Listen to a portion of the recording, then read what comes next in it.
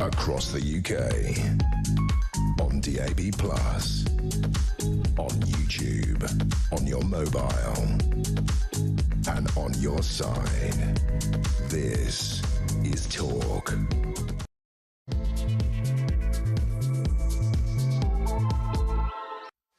There you are. Good evening and welcome to the Political Asylum right here on Talk. Stand by for 3 thrilling hours of news, views and topical debate. I'm your host, Kevin O'Sullivan, and I'll be with you all the way to 10 o'clock. It's your show too, so get involved, get it off your chest, get on the phone and call me on 0344 499 1000, or you can WhatsApp voice note me on the same number, and I promise to play your message out. It is Tuesday, December the 9th. Here's what's coming up.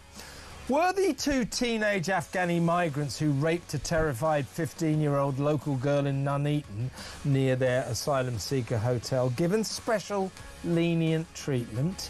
Will one of them be spared deportation because his lawyers got his guilty plea in the nick of time, 1 day before he turned 17? What on earth was his barrister thinking when he said that his monster of a client could still build a life here in Britain? And when this disgusting duo hit their 18th birthdays, will they be transferred out of their cushy youth detention centres into an adult prison? If not, why not? 0344 499 1000. And as a 29-year-old Afghani migrant is charged with raping 2 14-year-old girls in Bolton, is it not a matter of concern that men from Afghanistan are 22 times more likely to commit sex offences than British citizens? 0344 499 1000. By letting in 70,000 Afghanis fleeing their backward home country, have successive governments risked public safety? Have they made the UK more dangerous, particularly for women? 0344 499 1000. In other news, shockingly, there are 170 foreign terrorists and dangerous extremists living in Britain that we can't deport because of their human rights. These enemies of our state require 24/7 monitoring by the authorities at great cost to taxpayers. They should have been kicked out as a matter of national security, but they have successfully cited the terms of the European Convention on Human Rights, claiming their right to a family life or that they will face persecution if returned to their home countries. If this utter scandal isn't an urgent reason to leave the ECHR, what is? 0344 499 1000. Plus, the primary school teacher sacked and banned from working with children for telling Muslim pupils washing their feet in the boys' loos that there was an Islamic school down the road, and if they wanted to attend it, why didn't they? Is that a reason to ruin a man's career and his life? 0344 499 1000. Also tonight, after the Supreme Court ruling on biological sex, why has a judge ruled that it was not inherently unlawful for a male doctor to use the female changing rooms at an NHS hospital? Why? 0344 499 1000. And horror at the Christmas market as vandals smash up a living nativity display, torture and punch 2 lovable donkeys in the face, and desecrate a nearby Protestant church with human waste. The small town of Urbach, south of Frankfurt, is in shock, as is all of Germany, after last year's assault on the Magdeburg festive market left 5 dead and 323 injured. Why do people keep attacking Christmas in Germany? 0344 499 1000. Meanwhile, Keir Starmer is under increasing pressure to call off the NHS's West Streeting-approved experiment on 226 children set to be used as human guinea pigs in a test to see what effect life-changing puberty blocker drugs have on them. Vivisection on animals is bad enough, but on children? What's going on? What the hell is happening here? It's got to be stopped, hasn't it? 0344 499 1000. Also on tonight's busy agenda, as the BBC's former in-house paedophile, Hugh Edwards, posts a moody photo portrait on Instagram and reactivates his social media accounts, should someone tell the disgraced newsreader that he's got about as much chance of staging a comeback as his fellow child sex abuser, Gary Glitter? But despite Edwards' conviction for possessing hardcore child porn, his BBC colleagues are lining up to wish him all the best. One simpering sycophant sympathising with horrible Hugh, telling him that the BBC treated him appallingly. Really? Was the BBC supposed to be nice to a paedophile? What's wrong with these people? 0344 499 1000. And finally, the row over Israel that critics say has turned the Eurovision Song Contest into a hotbed of anti-Semitism. 4 major nations are boycotting the Austrian finals because Israel has been allowed to compete. Why shouldn't it be? 0344 499 1000. All that and so much more. So don't go anywhere. Stick with me right here, right now on Talk, the home of free speech and common sense. Let's spend Tuesday night together, and it being Tuesday, let's go straight over to my first guest. He'll be with me for the first hour or so. Barrister and commentator Stephen Barrett. Welcome, Stephen. Hi, good evening, Kev. Oh, is that a Christmas jumper? It is, isn't it? Merry Christmas. Merry Christmas. How festive. And we are allowed to use the word Christmas on this show. It's unusual in this country now, but I am permitting the use of the word Christmas. So go right ahead if you feel it is suitable. Right. Listen, before we talk, the topic is the treatment of these 2 17-year-old Afghani rapists. What happened to them? Were deals done to make their treatment more lenient? Something's a bit fishy here. We're going to talk about that in a minute. Also, the fact that another Afghani migrant, 29-year-old, has been charged with raping 2 14-year-old girls in Bolton. And the fact that Afghanistan men from Afghanistan are 22 times more likely to commit sex offences than British citizens. All of this has to be taken into account. All of this we need to discuss, and I think what's happening now has brought matters to a bit of a head. I think we're in a crisis now. As Nigel Farage pointed out earlier when he recorded this video. And I'm sorry, but if you as a country allow young men who come from countries in which women aren't even classed as second-class citizens, and you put them up in 4-star hotels, allow them to work illegally, their attitude towards women is completely different to ours. So the social effects of this are appalling as well.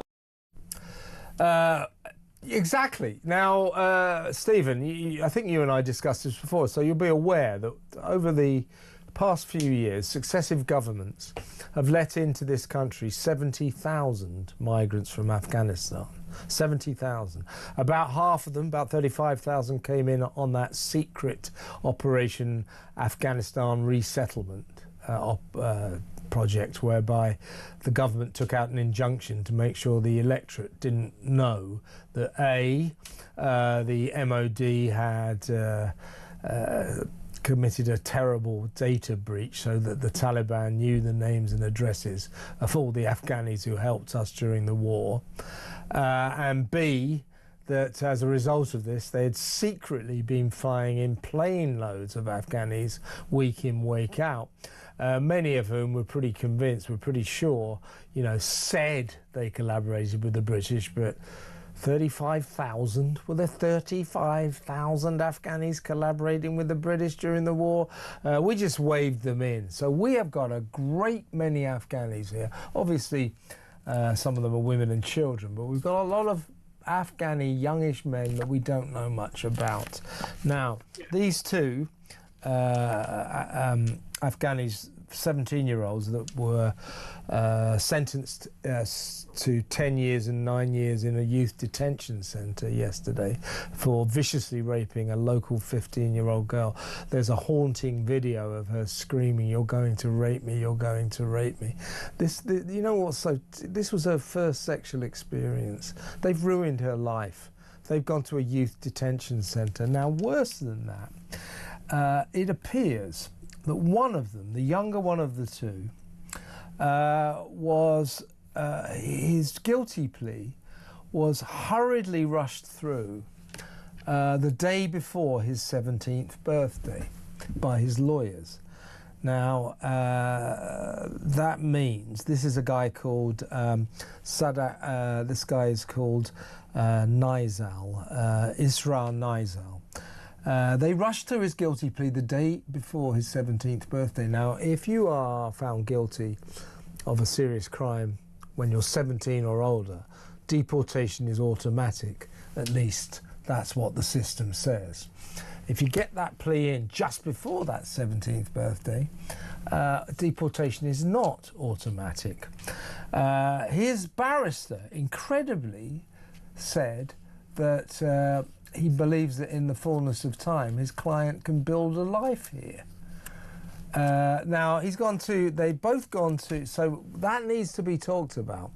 Were his lawyers, or did our system allow this 17-year-old rapist to get to the leniency of getting in an early plea so he could avoid automatic deportation? And furthermore, they're both in youth detention centres, which compared to adult prisons are like youth clubs. They are cushy.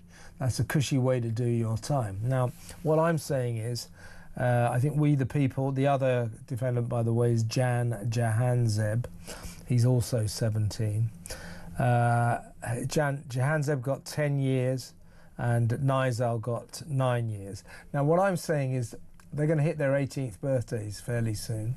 When they do, shouldn't we, the people of this country, demand that they come straight out of their youth detention centre and they put into an adult prison, preferably somewhere like Wandsworth or Wormwood Scrubs that aren't very nice. Do you see what I'm saying? But I see what you're saying. But your thoughts on the fact it looks as if some kind of deal was done for Nizal to get his plea in early so that he doesn't face automatic deportation, and his barrister saying he believes he can still build a life here. Yeah, well, we need to uncouple the promotion and advancement of barristers' careers from advancing diversity, equality and inclusion, because that politicizes barristers so that they can write on a future form either to become a judge or to get a more senior qualification, meaning that they earn more money. And they could then say, I did this shows my commitment to equality, diversity and inclusion. And we just need to absolutely uncouple it. It's been in our system now for about 20 years. It's clearly ruining everything.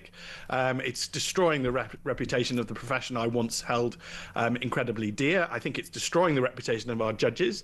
Our Lady Chief Justice thinks that if she just demand, and to credit her, also the House of Lords Constitutional Committee, think that if they just demand that lawyers show respect to judges, then the public will follow. That's not going to happen. The public will respect people who have earned the respect of the public, and this is throwing the respect of the public away. I strongly suspect the public simply want these people deported. I mean, I would stop all migration from Afghanistan, and then I thought about that, and I thought, well, maybe actually I'd encourage the migration of women from Afghanistan, because they are genuinely oppressed. You know, they're not allowed to go to school, they're not allowed to go to education. So why are we letting in a bunch of violent men? And then, of course, you know, the immediate retort, Kev, will be that we're racist, which is, I mean, it's just that's a logical fallacy to begin with. But let's just examine that on its own intellectual terms. We don't care what race these men are. It doesn't matter to us what ethnicity they are or what nationality they are. It matters to us that they're rapists, and we're importing rapists. That is a very serious problem. I would like to stop importing racists. We have local domestic racists. I'd like to deal rapists. I'd like to deal with them, you know, and I would like to stop importing rapists. This is absolutely outrageous. The other thing to say about this case in particular, that it seems that the judge has blocked the displaying of at least part of the video on the grounds that it would cause public upset. That is absolutely not the role of a judge. Okay, these are not moral guardians who are supposed to guide the nation in some sort of, you know, utopian quest. Their job is to well, the judge's job is to apply the law during a criminal trial by the jury, and then to sentence them according to the sentencing principles. I also, Kev, want the people to get control of sentencing again, because the idea that the experts can control it well is complete nonsense. And as for deportation, let's turn that back to political power as well. Give that back to the people. Let us decide who we want here and who we don't here. President Trump got into terrible trouble because he said that Somalia is a bad culture, which he doesn't want them in his country. And I, rather surprisingly, Kev, became the immediate friend of a people called the peoples of Somaliland. Because a lot of people don't know, but all the good people in Somalia want to live in something called Somaliland, which would be a good country of the rule of law and decency and morality. Yeah. And they instantly they swarmed onto me online. It was lovely to see. They were praising me. And the idea that President Trump is racist for pointing out their argument that Somalia is a bit of a basket case that they don't want to live in, and they'd much rather live in a good country. And a good country with the rule of law is not racial. There's nothing racial about it. Let's just talk a little bit about the Jahanzeb, the older of the two, Robert Holt, his defending lawyer, asked the judge to stop the press from even being able to say that these boys were Afghani asylum seekers. And Nizel's lawyer, Joshua Radcliffe, as you say, called the phone footage. She filmed this herself, some of it. But obviously some of it was CCTV as well. They dragged her into a park, her screaming, "You're going to rape me, you're going to rape me," which they duly did. Joshua Radcliffe, Nizel's lawyer, said the footage was genuinely horrific. I have no doubt that if the general public were exposed to that, we would have disorder on our hands. It's none of your business, Joshua. It's none of your business. We have a right. It is none of his business, Gav. Absolutely none of his business. Yeah. They need to stop trying to be moral guardians. Lawyers are not priests, and when we go into pretend priest mode, we make pretty rubbish ones, because the person who matters in this scenario is the little girl who was raped. Okay, that's who matters, and then the rest of society, because one of our girls was raped, and we don't want any of our girls of any ethnicity or nationality getting raped. We just don't want this to happen. And the problem is the people who are committing rape. And we should deport them, and we should block migration from Afghanistan. It's only rational that you don't let dangerous people into your house. It's just natural self-defense. Well, there was a case about a year back. I've spoken to you about this before, which just crystallises exactly what we're talking about. This was a small boat migrant, came across the channel illegally, name of Sadak Nikzad.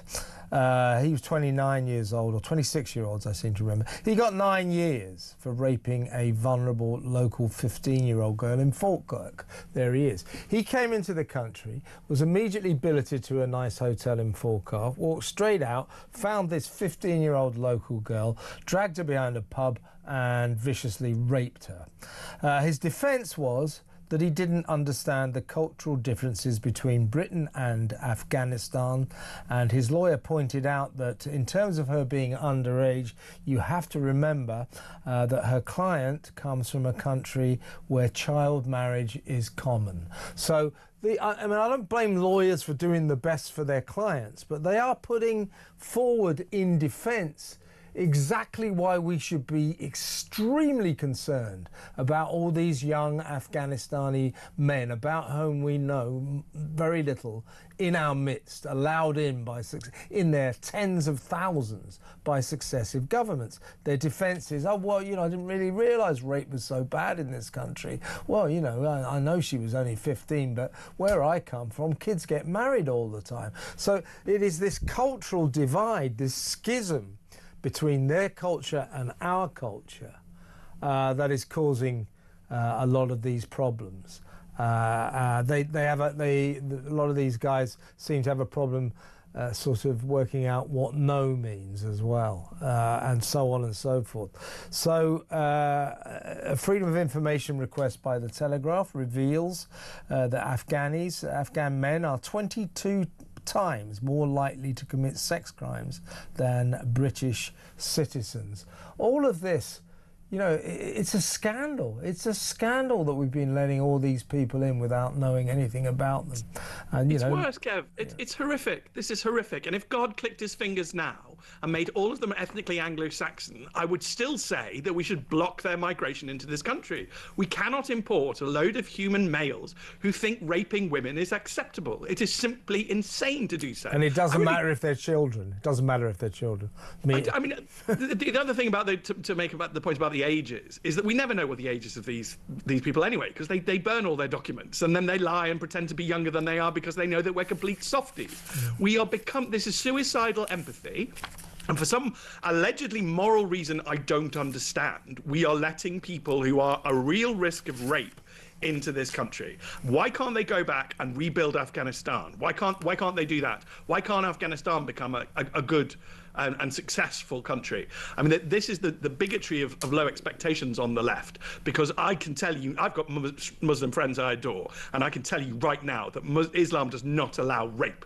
So the fact that they could, we can marry young girls, like, did you marry her? No, you just raped her. Okay, well, I'm telling you right now, Islam does not permit rape. So this idea that there's some sort of cultural misunderstanding is complete tosh, and only left-wing people would believe such utter rot. We should hold them to decent standards, and for our own rational safety right now, we should stop all Afghani migration into this country. And we should hold cold fury towards the politicians who, over the past 15 years or so, with alacrity, have just let all these people in. Oh, well, they're escaping. And by the way, one last point, we've got to move on now, and this is something that concerned me about the judge, who said, I'm just trying, the judge was Sylvia de Bertodano. Sylvia de Bertodano. She said, she sort of said, I accept you come from a place which has significant cultural differences from the UK. Great. However, I don't accept that either of you do not understand the concept of consent. Fair enough. But she goes on to say, you have betrayed the interests of those like you who come here fleeing harm and seeking safety. And for that you should feel a deep and lasting sense of shame. They come fleeing harm and seeking safety. What harm were they likely to come to in France?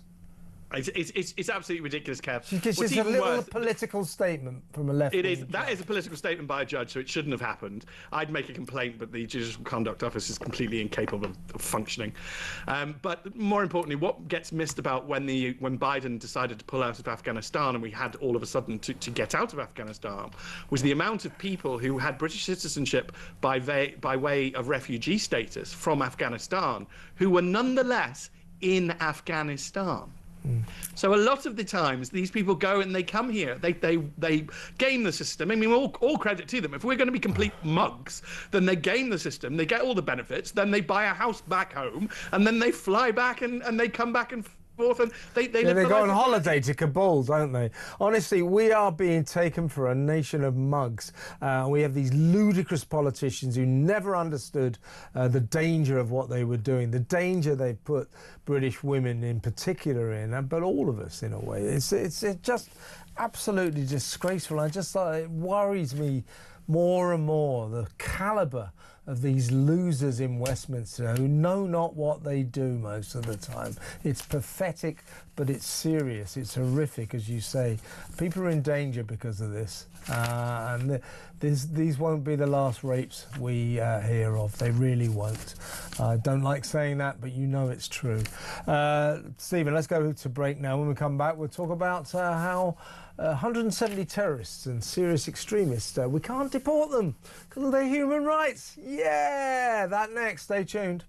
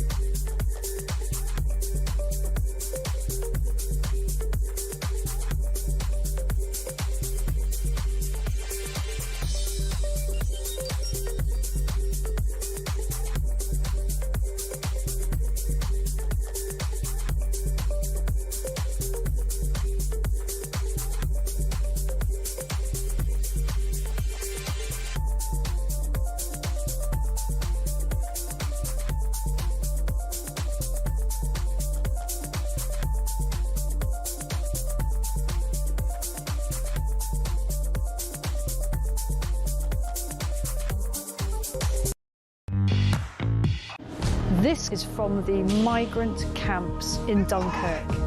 It's a lot deeper and darker. The French police are complicit every step of the way. And that was when I heard the gunfire. You need to get out of here quick. They do not care about human life. They are dangerous people. For 2 weeks, talk was undercover in those camps. This is an absolute scandal.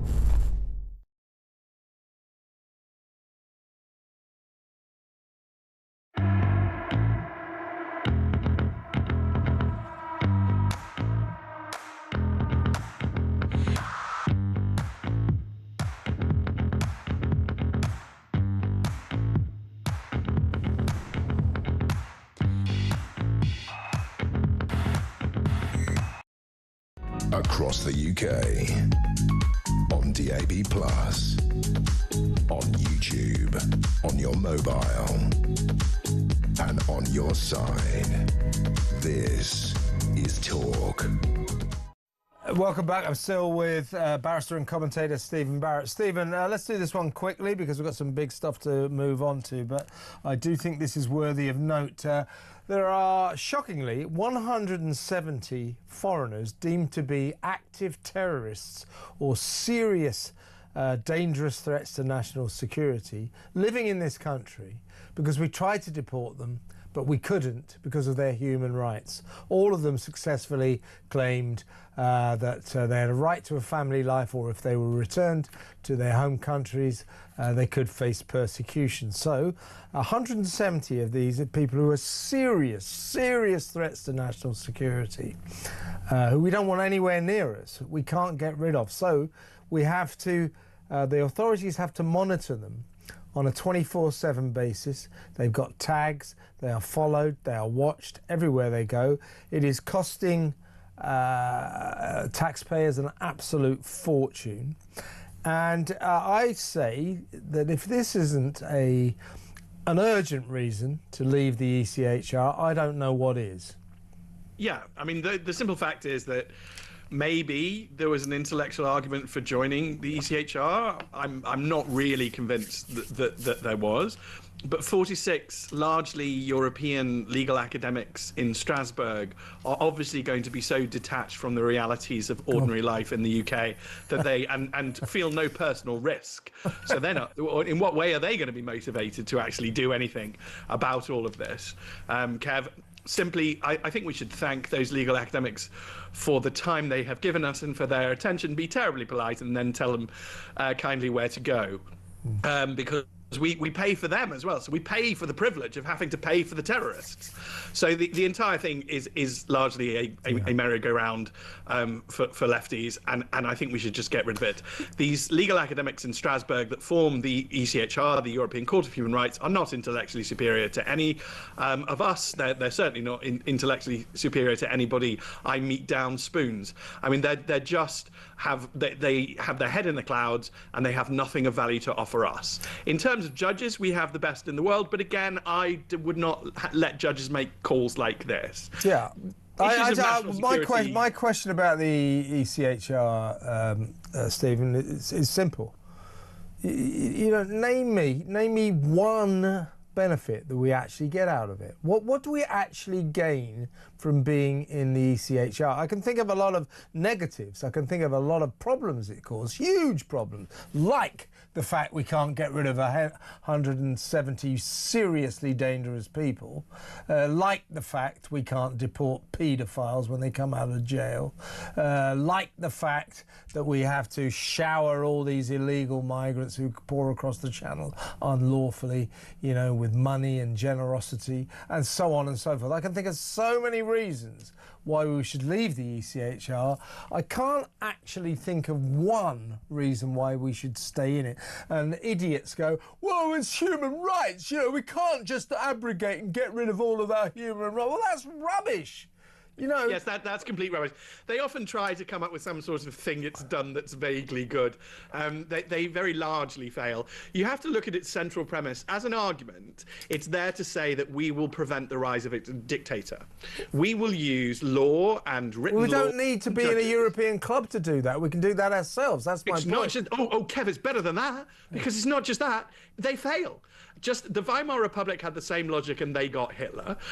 Russia had all of these protections in its constitution and was part of the ECHR. And did Russia manage to get a dictator? Anyone? Yeah. Anyone? Did Belarus manage to get a dictator? Anyone? Whilst it was in the ECHR, on its central premise that it will protect you from a dictator, it failed. Yeah, and we got Starmer. We got Starmer, so it's failed again.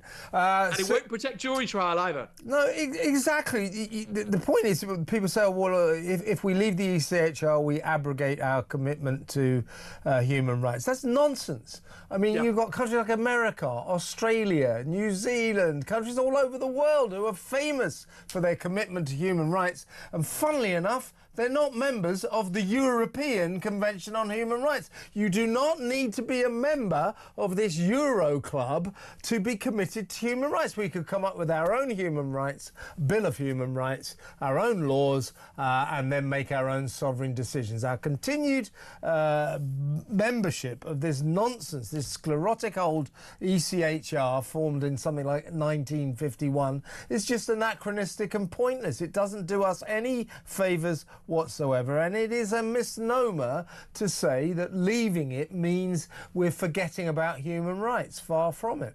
Far from it. I wouldn't even use lawyers, Kev. Don't imagine lawyers are going to protect you and that lawyers are going to ride in on a white steed. They're not. When the Weimar Republic changed to being the Nazi regime, they didn't need to hire any new judges. They just employed the ones they already have. The judges and lawyers are not morally superior to anyone. Frankly, I would trust my local branch of the WI to do more for good. If a dictator was arising, then I would trust my fellow lawyers. And I'm serious about this. The decency of ordinary people is what has protected us for 1,000 years. Not lawyers, not magical superhero lawyers with alleged powers. Lawyers are always on the side of the regime, and if the regime is evil, the lawyers are evil. Well, it's that simple. The only thing I like about lawyers is that they're regarded with similar disdain to journalists and estate agents. So we're all down there in the hate pit, Stephen. I totally agree with you. Looking up to lawyers and judges is a fool's errand. It really is. Present company accepted, of course. Well, no one has to respect me either. I respect you, Stephen. I really do. We're going to go to break now, and next up we're going to talk about a really egregious case of a teacher being banned from his job for telling pupils that Britain is a Christian country, which, as a matter of fact, it is. We'll talk about that next.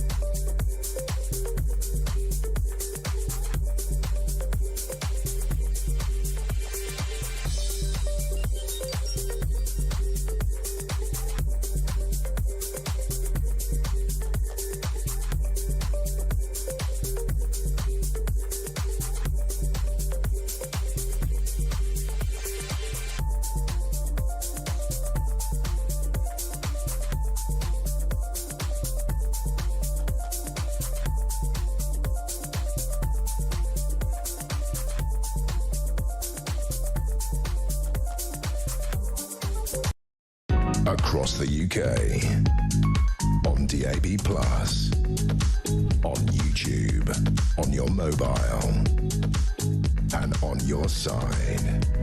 This is Talk. Welcome back. Still with barrister, commentator, social commentator, political commentator, He's a polymath, Stephen Barrett. Stephen, this one, it's running all day, but it bears repeating. This is shocking. A teacher, a London teacher, a guy, found some Muslim pupils, little boys, I mean, it's a primary school, washing their feet in the boys' loos, in the boys' lavatories. He told them that Britain is still a Christian country, but if they want to attend an Islamic school, there is one just down the road. I mean, you might argue that perhaps wasn't the most diplomatic way to deal with this situation, but I think he walked into the boys' loos, saw this kind of Muslim ritual going on, and just thought it didn't seem quite right. And I kind of agree. You know, what about I wouldn't elevate it, Kev. This is just a bunch of young boys. Yeah, okay, washing their feet in the sink, probably causing a mess. Yeah, but let's finish the story. You know, for this. One of these kids, little sneak, complained. One of these Muslim kids complained. The teacher was reprimanded, suspended, and then sacked. He was also reported to the local safeguarding board, who decided that he had made hurtful comments about Islam and had therefore subjected the telltale kid to emotional harm, and as such is now banned from working with children. So he's had his career and his life ruined for that little interlude where he said, look, don't wash your feet in there. If you want to go to a Muslim school, there's one down the road. That possibly was not the best way of dealing with that situation. But his whole life ruined, banned from working with children for that. The Free Speech Union, Toby Young, has taken up the case. And as Toby said, this guy has had his career and life ruined for telling his pupils something that is uncontestedly true.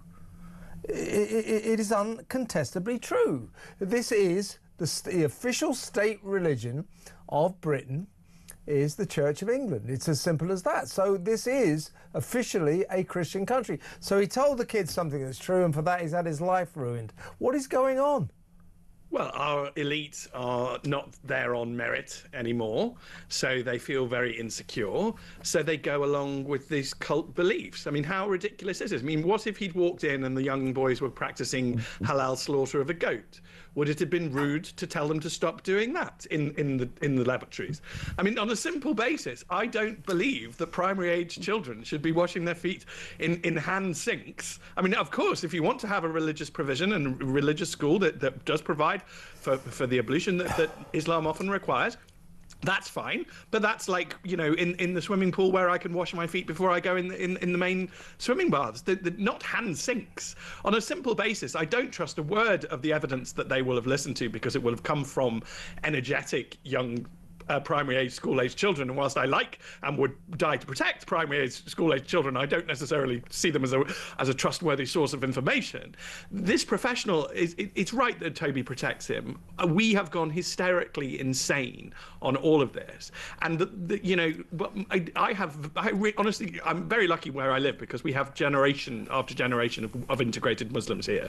And so one of my Muslim mates again just turned to me one day. We happened to be at an event going to the local church, and he just said to me, you know, the maddest thing you've ever done is give up your Christianity. Why have you all done it? It's like, it's coming from my Muslim mate. Why have we given up our Christianity? Why have we thrown it all away? It protected us from monsters, and we need it back. And that doesn't mean that we have some hypothetical conflict with Islam. We might have a conflict with young boys washing their feet in hand sinks and telling them off, because that's rapscallion behaviour, in my view, regardless of motivation. Rapscallion. Just wrong. It's just, that is the first time on any of my shows anybody's used that word, so congratulations. What are you going to say next? Scallywag or ne'er-do-well or something? But no, seriously. I mean, the point about this is, you know, there may have been better ways of dealing with this, but this is just ridiculous. And what you're saying about Christianity, it does feed into this increasing suspicion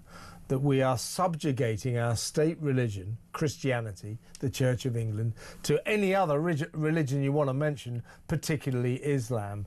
You know, this guy was found guilty of making hurtful comments about Islam.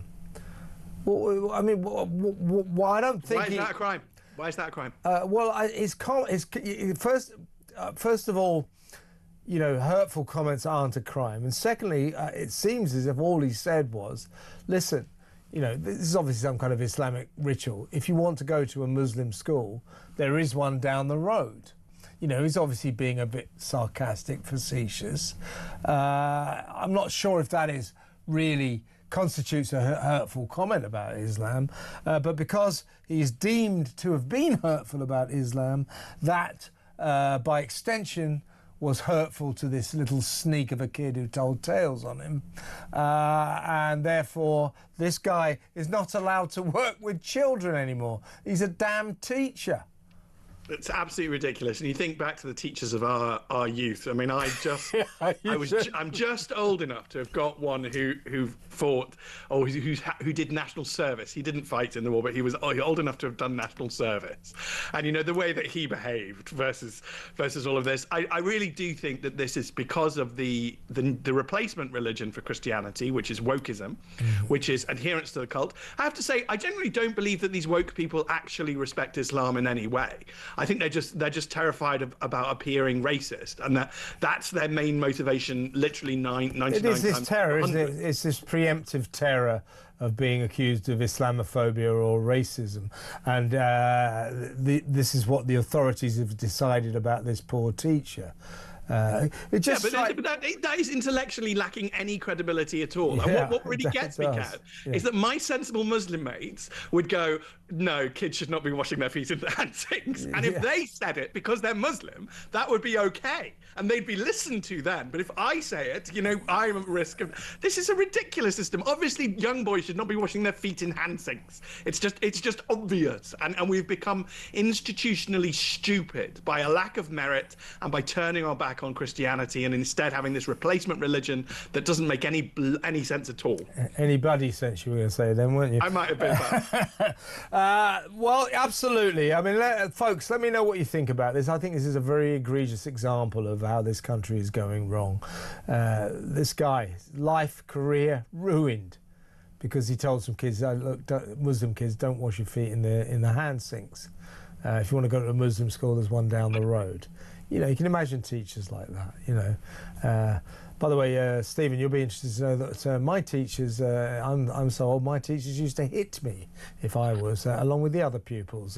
That was their system of discipline. I wonder how they would get on under today's new strict moral code. But let me know what you think about this. This guy, this is ridiculous, isn't it? This is ridiculous. 0344 499 1000. I'm also very keen to hear from you about what you think about this special treatment dished out to these two 17-year-old Afghani rapists. You know, and I want them when they hit their 18th birthday, they go to Wormwood Scrubs or Wandsworth. They go to a grown-up prison. They do not stay in a youth detention centre. Do you agree? 0344 499 1000. What are we going to do about this? 22,000 or 70,000 Afghani migrants in this country, many of them young men. Afghani men are 22 times more likely to commit sex crimes than British citizens. What are we going to do about this? 0344 499 1000 as we discuss these two 17-year-old fiends who've just gone to the youth detention centre for raping a poor 15-year-old local girl in Nuneaton. We learn that a 29-year-old Afghani migrant has just been charged with raping two 14-year-old girls in Bolton. Obviously, he's innocent until proven guilty, but you see what I'm getting at. 0344 499 1000. Next up, let's talk about the case of Sandy Peggy, the nurse who complained that a bloke in a dress in the female changing rooms was not appropriate. And ever since then, she's gone through a real ordeal. She's partially won her case, but not completely. A judge has ruled in an employment tribunal that when a bloke walks into a female space, a private space, personal safe space for females, it's not inherently unlawful. Well, I think it is. The Supreme Court, after the Supreme Court ruled on biological sex, in other words, biological sex means you have to be born a woman to be a woman, then surely a bloke walking into a female space is unlawful. 0344 499 1000. That next. Stay tuned.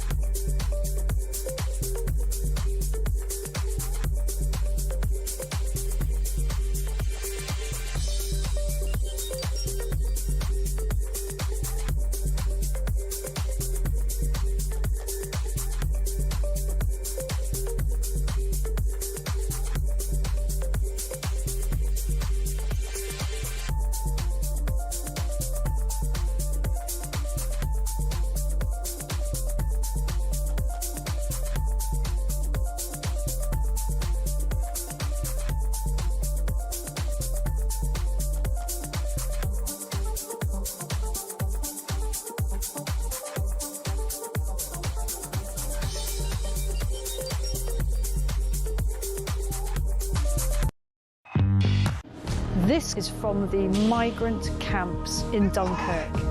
It's a lot deeper and darker. The French police are complicit every step of the way. And that was when I heard the gunfire. You need to get out of there quick. They do not care about human life. They are dangerous people. For 2 weeks, talk was undercover in those camps. This is an absolute scandal.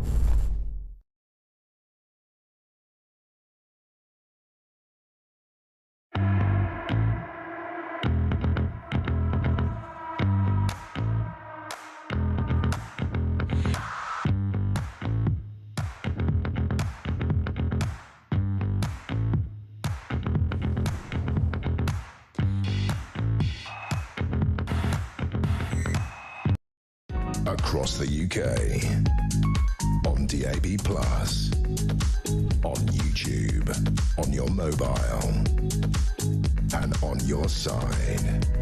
This is Talk. Welcome back, still with barrister and commentator Stephen Barrett. Stephen, this is the story of Sandy Peggy, the nurse up in Scotland, in Fife, who took offence to a bloke in a dress coming into the female safe space, the female-only changing rooms at the Victoria Hospital at Kirkcaldy in Fife. Now, she was suspended after complaining that this guy, who calls himself Dr. Beth Upton, used the female changing rooms. Now, whilst Sandy Peggy has, to some extent, been vindicated, the judge in this tribunal, employment tribunal, has ruled that it is not inherently unlawful for a man to invade a female safe space at an NHS hospital. How does that fit in with the fact the Supreme Court has ruled on biological sex? Surely what the Supreme Court ruling means inherently is that female safe spaces, female-only changing rooms, lavatories, etc., are for biological females only. So this biological male, Dr. Beth Upton, I think him using the changing rooms for women is unlawful, isn't it? Yes, I think so. And I wish the Supreme Court had the moral fibre to write fewer words, Kev, when it gave its judgment on the Four Women Scotland case. It's very tempting, and it's a seduction that good lawyers need to resist, to keep writing and believe that you will increase clarity. You won't. I think they could have dealt with that case in a sentence. And I think if they'd done that, we all would have benefited, because then we wouldn't need the guidance that the government's currently agonising over. We wouldn't get situations like this where an employment tribunal has, in my opinion, misinterpreted what they actually said. We'd know and we'd have clarity. And it's a point I think I'm going to start making increasingly, is that leaving law to lawyers, which non-lawyers did. Don't want to do that. Yeah, you don't want to do that, because we just twist it and we turn it and we produce too many words, and there's absolute lack of clarity. And what we need to do is to get the law back into a situation where the ultimate enforcers of it are the public.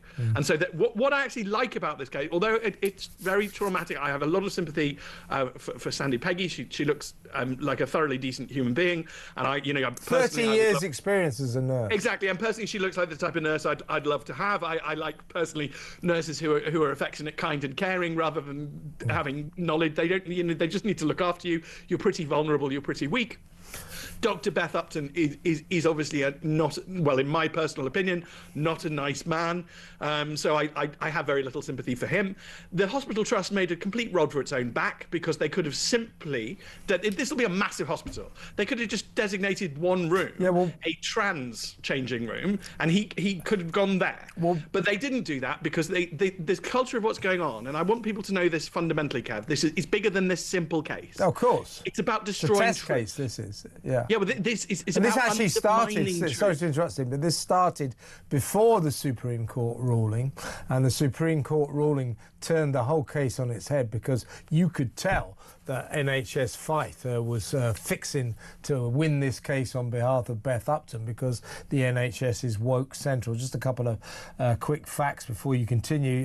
So Sandy Peggy took a case to the Dundee Employment Tribunal, where yesterday her claim that NHS Fife unlawfully harassed her under the Equality Act was upheld. It was also upheld that the NHS board's harassment was made worse by the unreasonable amount of time it took to investigate Sandy's allegations. In other words, they tried to sweep this under the carpet. They tried to kick the can down the road. In the end, they had to confront it. But Sandy's claims that she was the victim of discrimination, indirect discrimination, and victimisation were dismissed. But on the biological sex front, she won. And I don't understand why Judge Alexander Kemp, as a result, said that it was not inherently unlawful for a biological male to invade a biological female safe space. It must be, after the Supreme Court's ruling. It absolutely must be. Yes, and that's why what we call an appeal point. And this is why the Lord God gives us appeal, jurisdictions. I think in this instance it goes to some sort of employment appeal court in the first instance. I'm not expert on that, but then it will eventually go to some other appeal court, and eventually an appellate court will fix all of this. What's really good is that I think more people who are not lawyers feel able to engage with law because of this. You're able to see the nonsense that's going on. We're able to call out this attempt to get the big lie through, and we're just going to have to stand with truth. We absolutely must stand with objective truth. That's not rude or oppressing to anybody to have reality. It's just not true. And we must keep with truth. Otherwise, the bad people get power over us. The minute we're not empowered to say what is true and what is not true, somebody else is in control. Absolutely. Let's have a quick look at this. Is Sandy Peggy standing by her solicitor, Margaret Gribben, who made a statement for her client. On behalf of Sandy Peggy, she'd like to say the following. I am beyond relieved and delighted that the Tribunal has found that my employer, Fife Health Board, has harassed me on 4 separate counts after I complained about having to share a female-only changing room with a male colleague. The last 2 years have been agonising for me and my family. I will have much more to say in the coming days once I've been able to properly consider the lengthy judgment and discuss it with my legal team. For now, I'm looking forward to spending a quiet few days with my family. I'll bet she is, and we understand she's set to sue NHS for that harassment. And I mean, she made the complaint. She said, "Oh, there's a bloke in our changing room. Can you get her out or get him out?" And for that, she was suspended. Not Dr. Beth Upton. So I would suspect that when she sues for compensation, given that the tribunal decided they took way too long to address this case and they were guilty of harassing Sandy Peggy under the Equality Act, that Sandy's in for the money, don't you think? She's in for a few quid. But 5 years. I mean, this is where the process is the punishment with these people. It's never about what they claim it is. And believe you me, once they get their communist state, they won't be very tolerant towards these trans people at all. I mean, the USSR famously seduced people into spying for it and being corrupt for it. So our Cambridge spies were seduced because they were told that the USSR accepted gay rights. Of course, in law, in technicality, the USSR accepted gay rights, but if two men walked down the streets holding hands, they got shot, Cap. Yeah. So there was once the Cambridge spies got over there. They weren't particularly liberal about it. No, they were very liberal about how they just shot them. But this, and so again, the trans is just being used by people who wish to attack truth. That's what's going on here, and these people are just desperate to destroy truth. If they do that, they will be in control. So we're going to reject it and stand with common sense. This country's noble tradition of rejecting intellectualism, because there are things so stupid that only an intellectual can believe them. And we're just going to stand with common sense. This is why I go down spoons, Kev. I'm standing with the ordinary people, because we're just going to have to reject all this. One last point, Stephen, before you go. Thanks for another splendid hour, by the way. The other elephant in the room on this case is the fact that the government, hospitals, authorities, organisations all over the country are waiting for this promised government guidance on how to handle the Supreme Court ruling. And just like NHS Fife, the government is dragging its heels. It doesn't want to come up with a ruling because it doesn't like what the Supreme Court decided.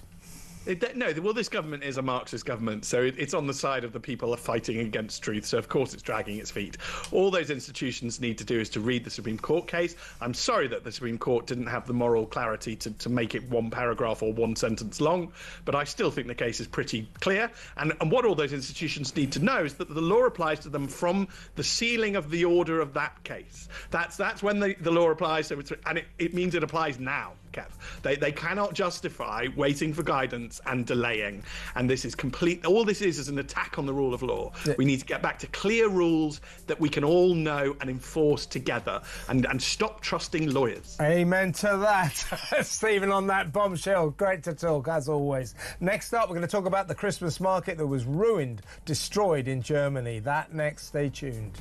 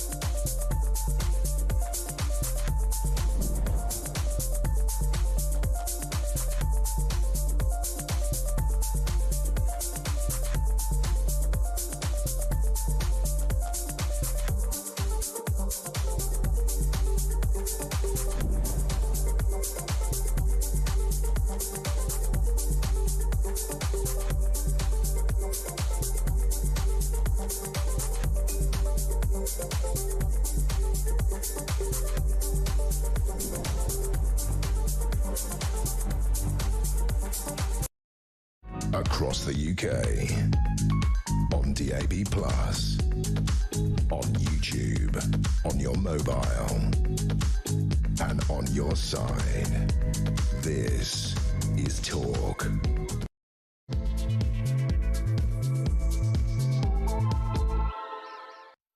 In a little while, we're going to be talking about this weird, bizarre, and surely wrong experiment they want to conduct on 226 children, little kids. They want to try it out on puberty blockers, see what happens to them. Human guinea pigs, vivisection with kids. What?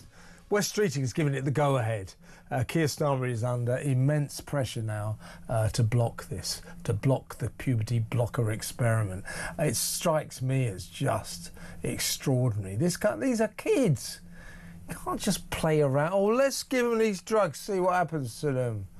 Might ruin their lives, and then we'll know we won't be able to give them to other kids, will we? What about the kids? The 226. It's one of the worst things I've ever heard. This cannot surely happen. We'll discuss that next. But first up, we talked at length yesterday about how Christmas is sort of being stolen in this country. Mostly it's the outlawing of the word Christmas. You know, Tesco's evergreen tree instead of Christmas tree. Chocolonely's countdown calendar instead of Christmas advent calendar. Schools, yesterday we reported on a load of schools that used to have traditional Christmas jumper days for the kids, little primary school kids. Now it's winter jumpers. No more Christmas lunch, festive lunch. You know, for some reason the word Christmas being outlawed, spoiling it for the kids, if you ask me. Something to do with, I would imagine, our increasing apparent shame over our own religion. It's very odd. Now, over in Germany, which Germany is a country that is synonymous with Christmas, isn't it? I mean, it looks very Christmassy. It gets loads of snow. It's got the Alps and the mountains and their towns and their beautiful chocolate box houses covered in snow. It is like a giant Christmas card. And of course, that's where the Christmas market tradition has evolved into an artful. German Christmas markets are something else. But now they've become a target. You remember last year at the Christmas market in Magdeburg, there was an attack on it, driving a car into it, leaving 5 dead, 323 injured. All Christmas markets in Germany, many of them sadly this year just haven't happened. People haven't taken the risk. So there's these old sort of empty stalls all over the middle of German towns where there used to be thriving, lovely, atmospheric Christmas markets. They're not there this year because people don't want to take the risk, which is sad in itself. But those that have open for business, they're all on red alert. Germany is on red alert amid more fears of terrorism at Christmas events at Christmas time. Now this story though is so sad. This is a shocking attack on a Christmas market in a lovely little town called Urbach. It's to the south of Frankfurt. This happened at 4 a.m. on November the 30th, just over a week ago. What happened was these vandals, there was a living nativity display, you know, the crib and all that, and they have real donkeys there, 2 little donkeys called Lily and Max, lovable local donkeys. These vandals destroyed the living nativity, tortured these poor little donkeys, and punched them in the face. Then they moved on to a nearby Protestant church, where they damaged the pews, wrecked the candlesticks, and left human waste in the aisles. This horror unfolded, as I say, just over a week ago. And the people of that town are shocked. The people of Germany are shocked. And it just seems to tie into the way we here don't seem to love Christmas like we used to. I just think it's such a sad story. Germany's in shock. Urbach's in shock. Let's talk to political theorist Ralph Scholhammer. Ralph, well, this is just awful, isn't it? I mean, if nothing else, I'm a bit of an animal lover. I hate the idea that they tortured these poor little donkeys and punched them in the face. They've now had to be returned to their owners, they're all traumatized, or where they will, instead of spending Christmas thrilling the kids as part of this live nativity, they'll be back on the farm recuperating. I hope they're all right. But they also, these vandals smashed up the nativity display, they smashed up loads of stalls, and then they went to a Protestant church, smashed up the pews, damaged the candlesticks, and defecated in the aisle. What on earth is going on? Well, I mean, it seems to be quite obvious that we are reaching a point where open celebrations of Christmas become increasingly impossible, or at least a security hazard in some of the oldest Christian nations on the planet. I mean, if this is not a culture war, I mean, these are symptoms, to put it this way, of a broader culture war, and I'm sure we're going to get into the details. But this is very worrisome, and I have to be quite honest, I'm losing my patience. Some German fact checkers a couple of weeks ago did a fact check. Is it true that Christmas markets have to close because of security costs? Is it true that people are worried? They said, no, this is not happening. This is fake news. Now, when the actual Christmas market season began, of course it turned out to be true. Of course there were Christmas markets that didn't open, that had to close down, that had to change the hours for security concerns. So, I mean, this is so worrisome. We are again in one of these stages where particularly I have to say the establishment and the left claims, first they claim it isn't happening, then they say, why do you care about it? And then they say, okay, it's happening, but it's actually good because people shouldn't go to Christmas markets anyway. And I know they just drink and they should rather stay at home, and so on and so on and so on. This is all very tedious. And to be very clear, these are consequences of, for lack of a better term, an invasion of the public sphere. We increasingly live in a world you cannot go to a Christmas market. If you're a young girl, you cannot drive home alone. I mean, this is it's an invasion and an occupation of the public sphere. We haven't even talked about these pro-Palestine demonstrations that were deliberately held close to Christmas markets. They were deliberately held to make a sign, again, what I would call a sign of occupation. I'm losing my patience here. Ralph, do you, I mean, obviously a bit like Britain, but Germany has had a significant influx of Muslim migrants, asylum seekers, has a significant Muslim community. I mean, are we sensing here that these are people who are not Christians who somehow take offence to Christian ceremonies?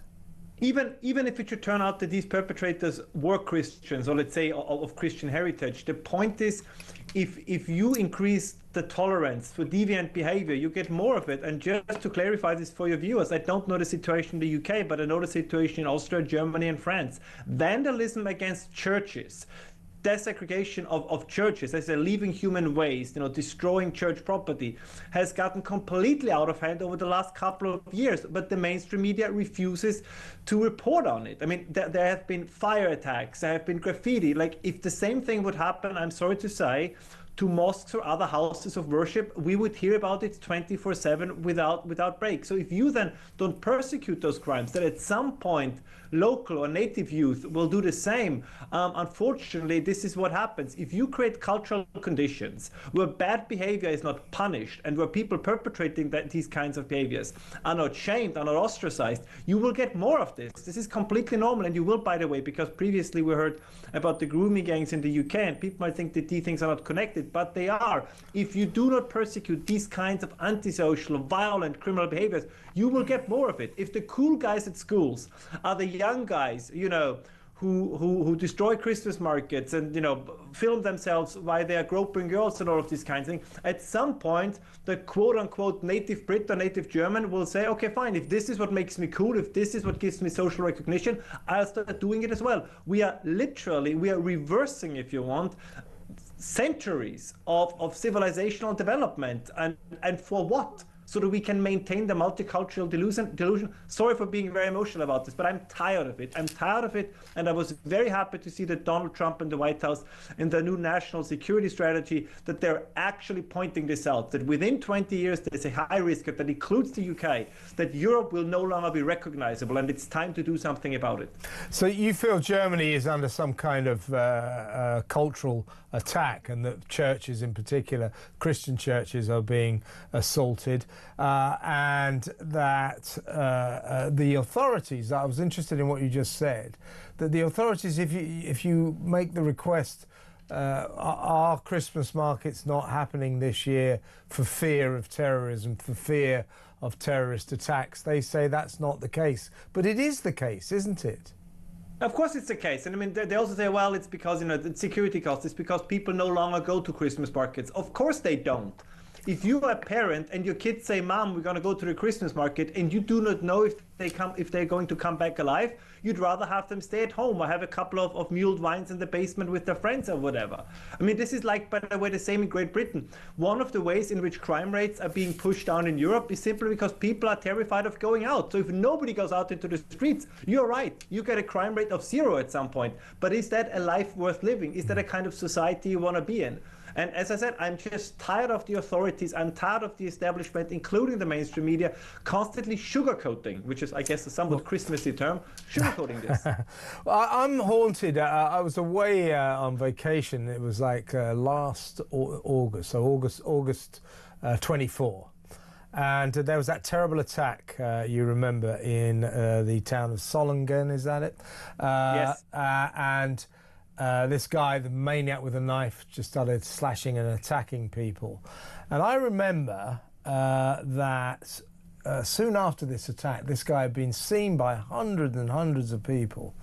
His name was Issa al-Hassan, 27-year-old, who killed 3 people and injured 10 others, literally slashing their necks and everything. Hundreds of people saw him. Gave descriptions to the police, and the police announced that they didn't have a proper description of this guy. And I was away with my wife, and I said, I bet you that he turns out to be from the Middle East. I bet he's Syrian or something like that. And sure as hell, he was a Syrian. And loads of people said, they were telling the police this was a guy dark, of a dark appearance, a Middle Eastern appearance, and the police would not release that information when he was on the run. So in other words, their fear of seeming Islamophobic and saying, oh, well, this was a foreigner did this, sort of racist, their fear of that was more important to them than public safety. Than putting out a description of a man that they knew what he looked like, but they wouldn't put it out because to put it out might appear a little Islamophobic. That's mad. It was even more absurd because the festival where this took place was, in English, translated into English, a festival for diversity. I mean, we all over the West, with the exception of Eastern Europe, we have a collective Stockholm syndrome, where we constantly embrace, quite literally in many cases, the people who want to kill us. And as I said, I'm tired of this. I'm tired of this. Don't look there. Nothing is going on here. I mean, the same is true, since your audience, of course, is mostly British, but the same is going on in the UK. I mean, this is don't look there. Don't see what's going on. And then you have all these oh, look at the statistics. The statistics show that Britain is safer than it ever was. That crime rates in London have just been trending downwards. So basically, what they are saying, and it's the same in Germany and Austria, that whatever remember when everybody was talking about the lived experience, the lived experience of the British, the Germans, and the Austrians and the French no longer matters. Because their quote-unquote betters tell them what you experience every day is not happening. You're just imagining it. And as I said, I repeat myself, I'm tired of it. It's either the revolution comes at the voting booth or it comes by other means. And there was a time when I said I'm afraid of the revolution. At this point, it cannot happen fast enough. I know what you're saying. And in terms of this Urbach Christmas market, really sad. I'm particularly traumatised by the poor donkeys. Yes. But here's the deal. I mean, just think about it. This is a living nativity display. So they got the crib and the sort of baby Jesus and all that straw everywhere and the farm animals and 2 real donkeys there, little donkeys, So it's a lovely, charming scene that the kids would have loved. These people turn up, smash it to bits, torture the donkeys, punch them in the face, desecrate the local church. Now, we don't know who did this. They're looking hard to try and find them. They're searching for them. But I can't imagine, Ralph, that Christians would do this. Can you? I doubt it. And again, if you look at that kind of behavior, as I said, it's going to spread. It's also going to spread at some point to the native population. But this is the kind of behavior that usually, on a small scale, of course, in this case, but this is the kind of behavior you see from invading armies. because this is what they can do. They know they will never be held to account. They will never be punished. I mean, we have people that have a rap sheet of partially also violent crimes of like 100 incidents. How can these people still be out in the public? Why are they not in prison? Why are they not on their way back home, or whatever you do with them? And I know, based on my sources, that it's very similar in the UK as well. Who is being protected by the law? There's an old saying by a commentator I like very much, by Mark Stein, who says, we are entering a phase where everything is policed except crime. Right? What you post on social media, That's what true. you say. Yeah.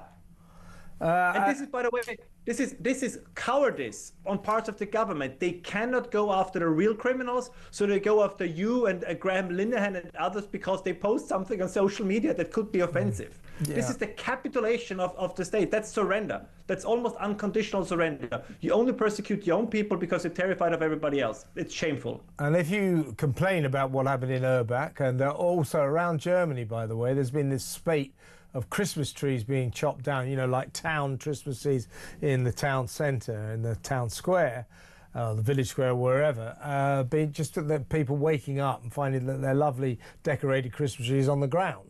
So people are going around chopping Christmas trees everywhere in Germany. It's something to do, I mean, although we've got our problems here, we seem to be banning the word Christmas. I think with Germany, it's something to do with A, the large amount of migrants that you have over there, and B, the fact that Germany is synonymous with Christmas, is arguably, you know, the most Christmassy country on the face of the earth. So Christmas is under attack, if you like, in its capital country. Oh, absolutely. And these are the things that provide comfort, particularly in troubling times, right? You go out, you meet friends, you enjoy the scene. Like, these are very, very important cultural inheritances. And I'm tired, as I said, of giving them up, of having them surrounded by like what is usually at airport security zones, where police officers walk up to you and say, do you have a knife in your bag? Can I take a look in your bag? I mean, I'm sorry, this is not the Christmas spirit for me. No, it certainly isn't. Listen, Ralph, I share your fury. Really good to talk to you. Thank you so much. Ralph Schulhammer there, political theorist on what's going on in Germany. I mean, that's awful. A little town, nice little German town, nice little display. Come and beat the donkeys up, punch them in the face, desecrate the local church, smash the market up, ruin the nativity scene. And this is happening all over Germany. Chopping down Christmas trees is now the big hobby around Germany. The world capital of Christmas is under attack for its love of Christmas, I think. We have a similar kind of diminution of Christmas going on here as well, insofar as we're not allowed to use the word. It's even worse, I guess.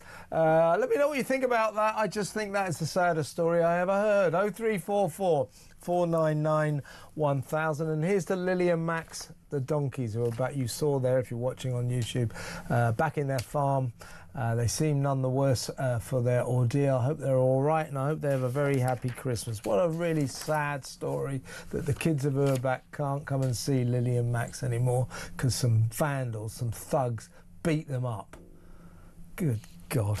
Right, next, let's talk about this extraordinary experiment involving 226 children. 226 little kids between the age of 8 and 13. Going to be injected with drugs, you know, puberty blocker drugs. See what effect it has on them. You know, so I wonder what it'll do to them. Let's see, eh? Could be bad. Might not be so bad. Let's check it out. Yeah, well, you know, we'll never know unless we try it out on these kids, eh? What on earth are we thinking? This can't be allowed to... West Streeting goes, yeah, well, it was a clinical test, so I will give it the go-ahead. West Streeting last December banned puberty blockers for kids. Quite rightly, in my view, because they have life-changing effects. You will never get over the effects of puberty blockers. But he's now... given the green light to 226 children being experimented upon by the NHS. This is insane. It's absolutely insane. It's got to be stopped. Keir Starmer under pressure to do so. Let's hope he has a rare moment of decency and does it. 0344 499 1000. We'll talk about that next.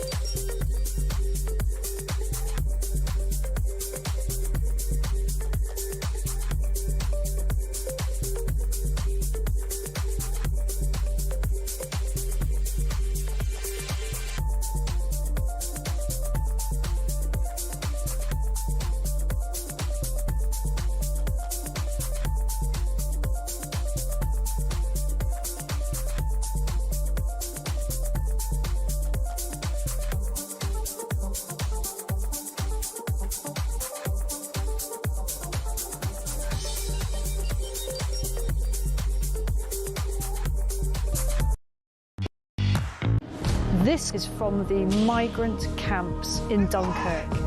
It's a lot deeper and darker.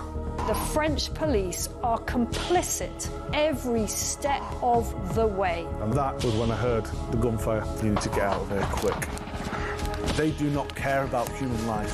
They are dangerous people. For 2 weeks, talk was undercover in those camps. This is an absolute scandal.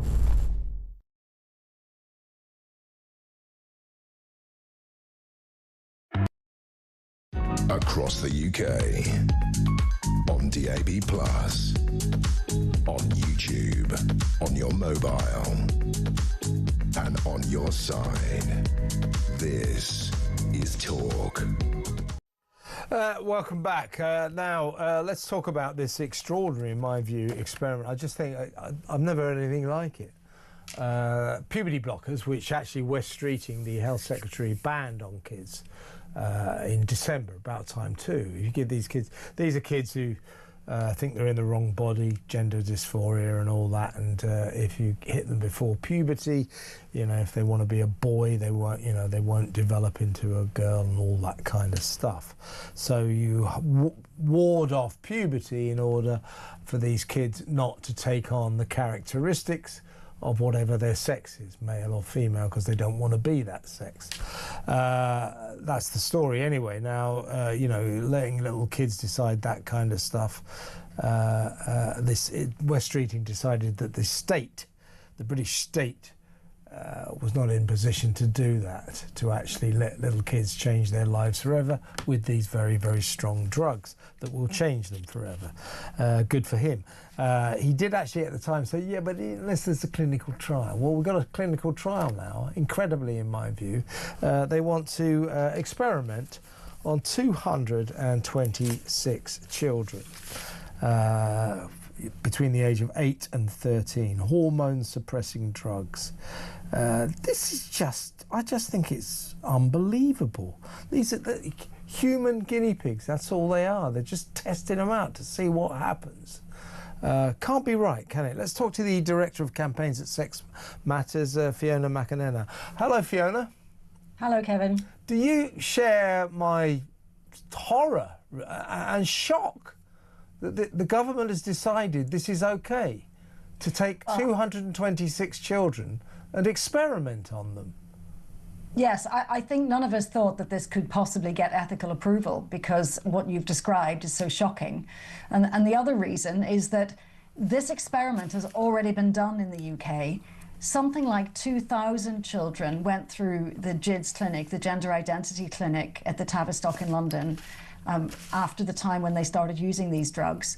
And so they already have a population of 2,000 damaged young people out there, and no one has followed them up. And so the CAS review said they should be followed up first, and that hasn't happened. So this notion of redoing a trial, recruiting new children and starting all over again just seems really irresponsible.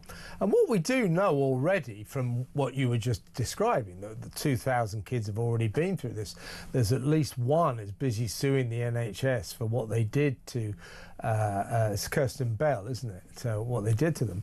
And I think there may be other legal cases in the pipeline as well. But so we know from these 2,000 kids that what we do know is these drugs are extremely strong and they are life-changing. Once you take these drugs, you will never be the same again. Yes. And yet, this experiment is supposed to be to find out what happens to kids when you give them puberty blockers. Well, as you said, we know that anyway. That was deemed by West Streeting in December to have been a mistake. And now he's letting 226 more kids be subjected to these drugs that will change them for the rest of their lives. That the state is sponsoring this and is saying, yes, this is fine. It's like something out of either a third world country or some kind of weird tyrannical country, you know, North Korea or something. But this is just, I'm absolutely astonished that any sentient adult in a Western democracy can decide that this is a good thing to do or should even be remotely considered. Don't you feel the same? Well, I do, and people will be wondering, listening to that, well, why on earth is it happening, especially when it's already been done? The arguments we're being told are that all those children who went through it before went on to cross-sex hormones, and so we can't study them just to study puberty blockers on their own. But that doesn't make any sense, because the whole point of puberty blockers is so that they won't go through puberty, so that they can then have treatment and make them look like the other sex. So the whole cross-sex hormones thing is kind of a given. And then the other reason is that activists have basically told parents and children that they need to transition. They've been terrified into believing that, you know, that they do have this condition where they're somehow a boy brain in a girl body, or the other way around, and that they need to do this, and that if they don't do it, they'll suffer mental anguish. And the real tragedy of that is, if they really cared about these children, they wouldn't be telling them that. They'd be telling them the truth, which is, before puberty blockers, most of those children grew out of it, and puberty was the cure, and most of them grew up to be gay. So what they're actually doing is taking little gender non-conforming children, and they're actually putting them through treatment that will destroy their health and their sex lives in the future, when if they just nurtured them and left them alone, they would be fine. So what is it, absolutely, what is interesting about this is, you know, I'm a bit of an animal lover, so I'm not at all keen on vivisection. But I think I have stronger feelings on vivisection on human beings. That's what this is. This is vivisection for kids. This is using children in the way, I don't like the fact we use animals to experiment on for drugs, but this is saying, well, on this test we won't bother with animals, we'll use human beings. Worse than that, we'll use little kids from the age of 8 until 13. It's vivisection on people, isn't it? Well, and the children can't possibly understand what they're giving up. Those little children can't understand what it means to give up the chance to be a parent, and they certainly can't understand sex. But they're losing all of that, and they're going to suffer other health consequences as well. So you know, you have to wonder why parents would give consent for this. But the reason is that some parents really they believe in trans, they really want this, it's exciting to them. Others are just really worried about what will happen to their child if they don't go through this. And as I say, that's because they've been told really a myth about this. And historically, when we didn't have puberty blockers, the majority of children just grew out of it. And so it is a bit of a tragedy that these people have been terrified into thinking that they must do this to their children. And many of them may come to regret it, and that must be a terrible thing to have to live with. Educate us a little bit, Fiona. What do puberty drug blockers do to kids? What do we know happens to kids who take them? Yeah, they suspend them in a sort of prepubescent state, so they stop the growth of secondary sex organs, so the girls don't get breasts, the boys' little penises stay tiny like a little boy child's, and you know, a boy's voice doesn't deepen, for example. And so the idea of these, where this treatment came from in the Netherlands, the idea was that when they then go on to cross-sex hormones and get surgery, they will more easily pass as the other sex.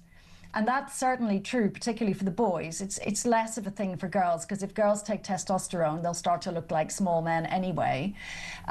But the other side effects are not that well known. There's definite evidence that their bone density suffers, because when you go through puberty, lots of things happen. You don't just mature sexually, you also mature in your brain, your bones gain a lot of density. You know, there are lots of changes. Your emotional and psychological function changes. So they don't fully know all the other developmental stages that get frozen when they stop puberty. But what they do know is it's not a good thing. It's not a natural process. And we already have, as you mentioned, cases of young people, and in other countries too, deeply regretting what they were told about puberty blockers and what happened to them, and having to live with terrible medical consequences now. So it seems to me that among the many other effects, principally these kids will never enjoy a normal sex life, and nor will they enjoy the joys of parenting.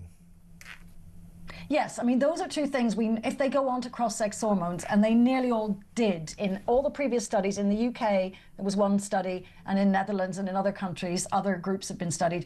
They nearly all went on to cross-sex hormones, and you're exactly right. They lose fertility and they lose sexual function. There's growing evidence that the cross-sex hormones then cause all kinds of other problems too, cancers, for example. And we know from when women were doped behind the Iron Curtain for sport reasons, when they were put on testosterone, they had terrible health problems. Well, this is similar. So we're doing these very extreme treatments, and this study is testing the most extreme treatment you could do, when we know historically that there are much more benign supportive treatments that are not so invasive. For example, talking therapy, counseling, and then puberty itself, which actually would help most of these children just resolve. They would be happy, they would realize they are the sex they were born. As I say, many of them would be same-sex attracted. No need for this terrible medical treatment. And Kemi Badenoch's joining quite a substantial number of Labour MPs in pressing the Prime Minister, Keir Starmer, to overrule West Streeting and call this off. I assume Sex Matters officially is calling on the Prime Minister to call this experiment off as well?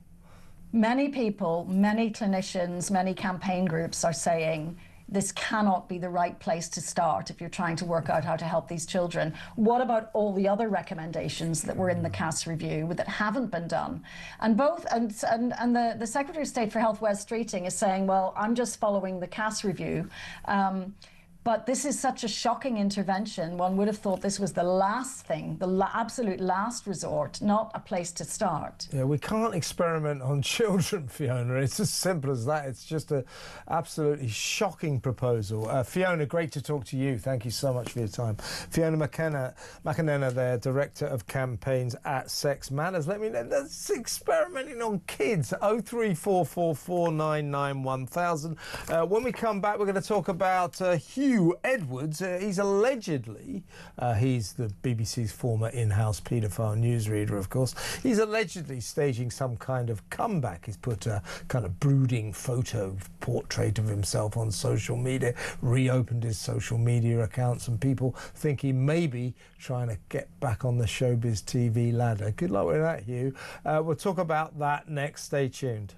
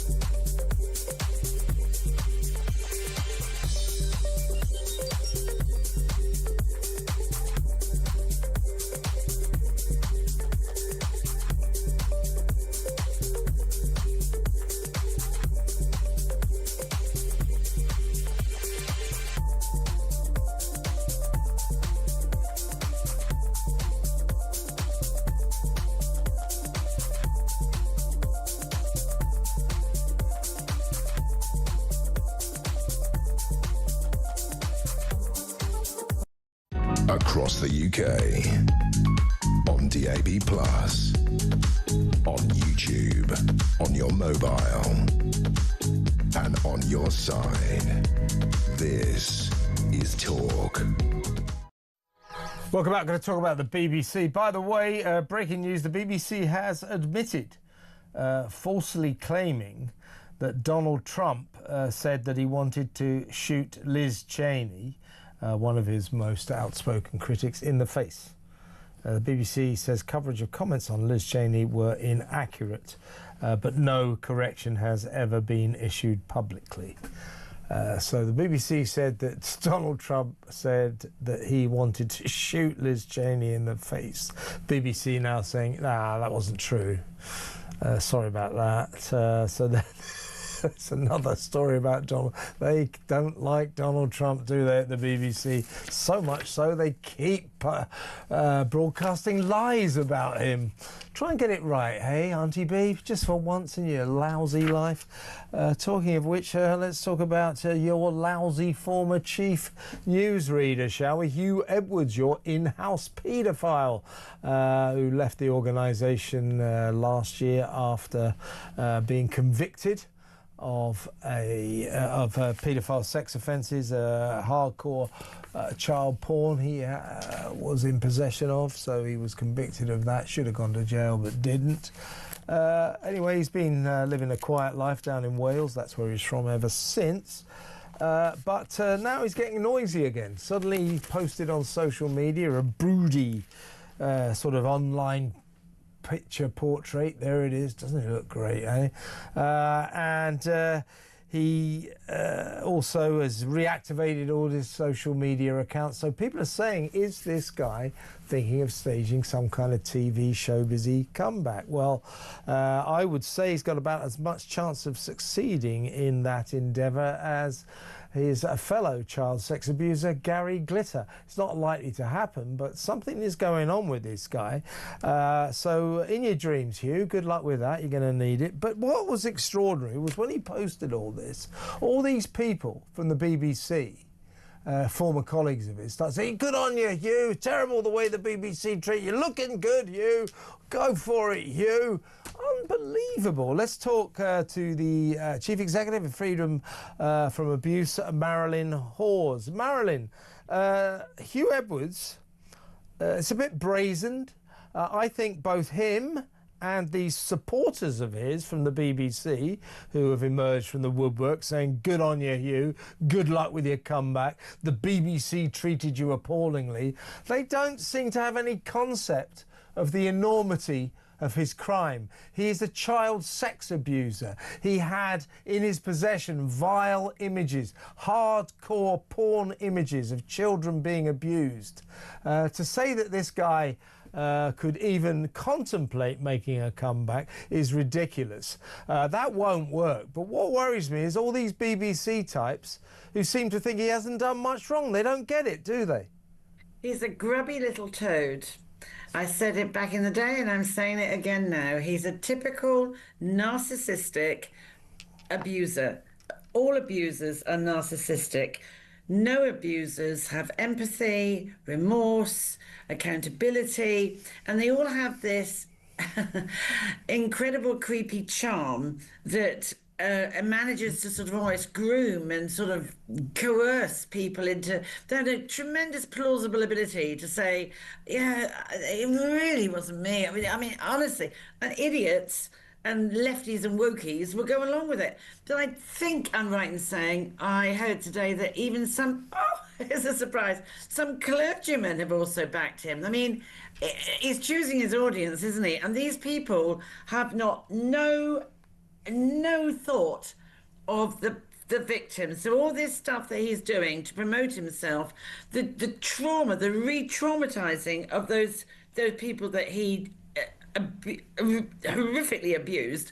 What about them? But this is a typical narcissist in plain sight. This is what they do. They cannot walk away. They cannot accept their blame. They will keep on coming back and back and back until you try to get people to say, yeah, I'm really quite lovely. No, you're not. You're a grubby little toad and you always will be. Go down your little hole and hide. Yeah, he needs to know something, Marilyn. I know a little bit about how showbiz works, and showbiz stars can be forgiven for a lot, but they're never forgiven for paedophilia. Ask Gary Glitter. He won't be staging a comeback. But what I think is surprising is since he started posting these brooding pictures of himself on Facebook and and Instagram, for example, on Facebook, one of his pals is Mike Longley. He's a former presenter and he's ex-head of music at BBC Wales. Longley posted, "Hi Hugh, we've met several times at BBC Llandaff," said Longley. "Just wanted to say the way the corporation treated you was and still is a disgrace. Miss your awesome style of work. Hope you are okay." Yeah, he was really good at reading the auto. Nice. Yeah, but look, my point is, you know, Hugh is delusional. But these people, you know, the BBC treated you, the way you treated was a disgrace.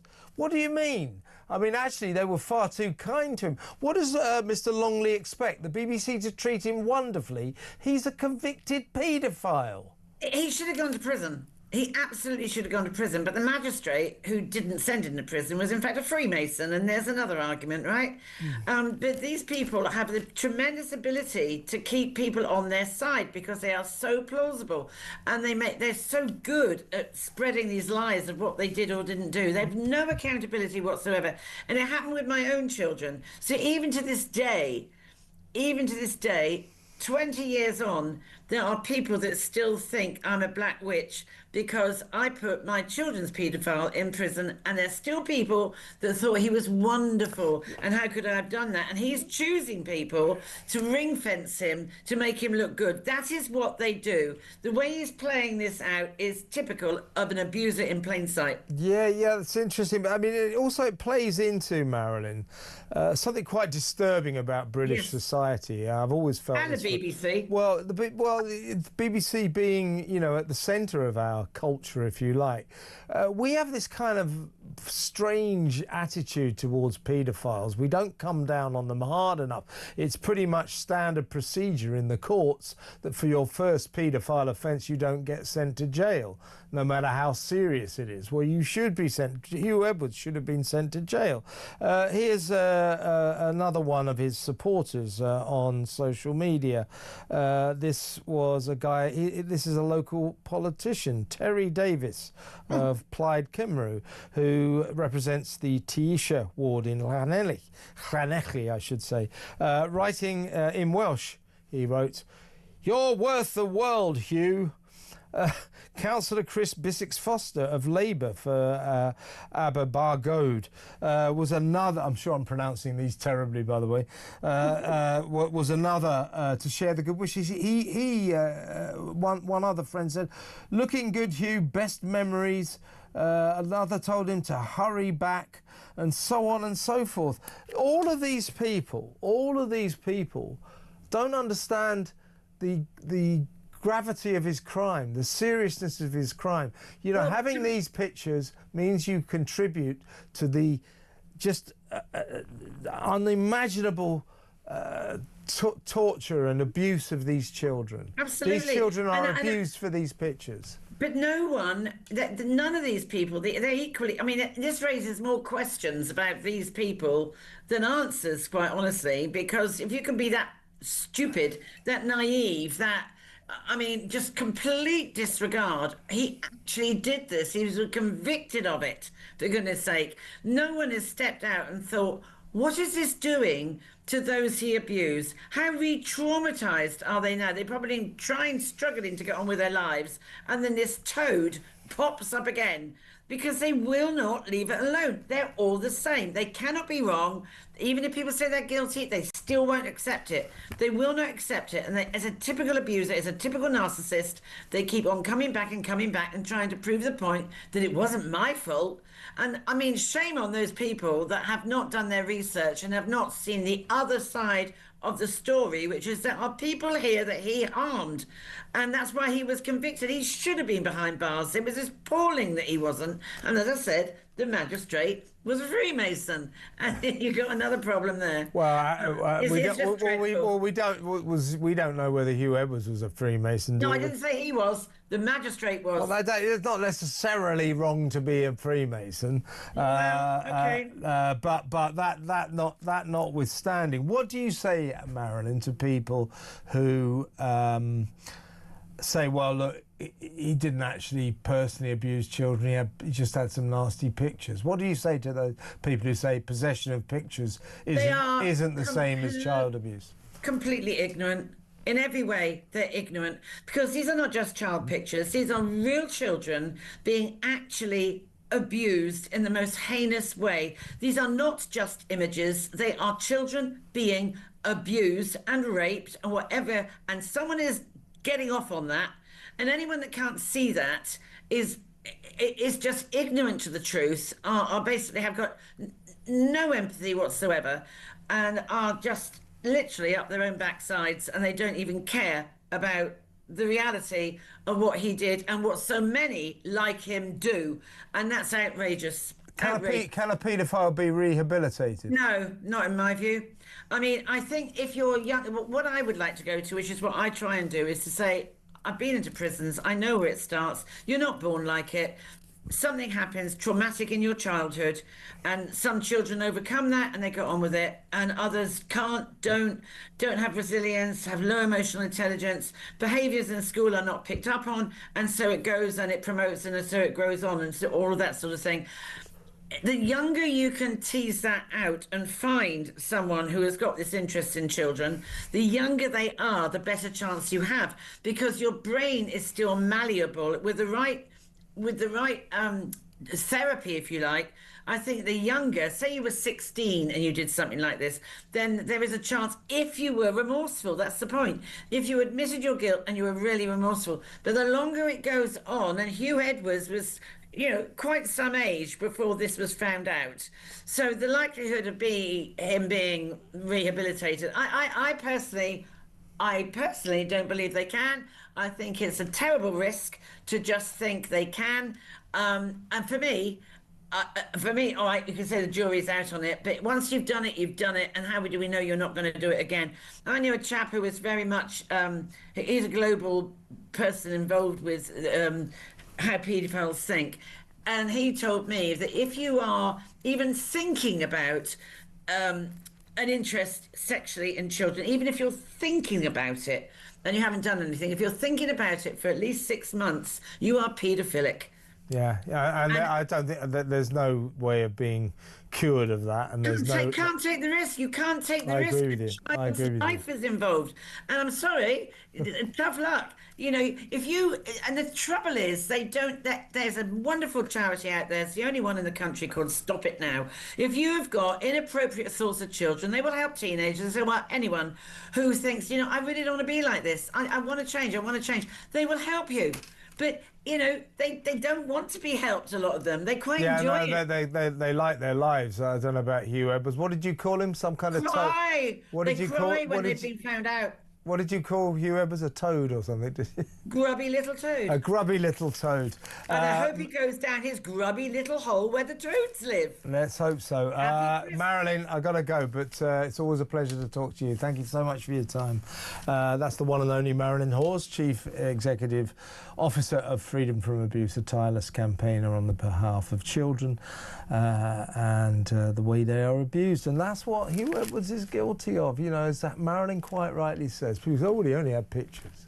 Well, those pictures have to be taken, and to take those pictures, these are just hardcore pictures of children being abused. It's heartbreaking. It's heartbreaking. He had those in his possession, therefore he's complicit in what happened to those poor little kids, and for that he can go straight to hell. And I'm here to tell you, Hugh, if you're watching your comeback, if you're planning one, ain't gonna happen. What are all those BBC people doing? Oh, Hugh, yeah, BBC treated you really badly. Yeah, good luck with your comeback. Yeah, I'm missing your work. Missing your work. You just read auto cues for about £450,000 a year. Nice work if you can get it, but he's lost that job, hasn't he? He ain't coming back, folks. But why did those BBC people all leap to his defence? What is wrong with them? 03444991000. I'm going to take your calls after this break, and after the 9 o'clock news, Jake Wallace-Simon is going to join me to discuss what the hell is going on at Eurovision. 4 nations boycotting next year's finals in Austria. Because Israel are competing. Ooh, what's that all about? Your call's next. Stay tuned.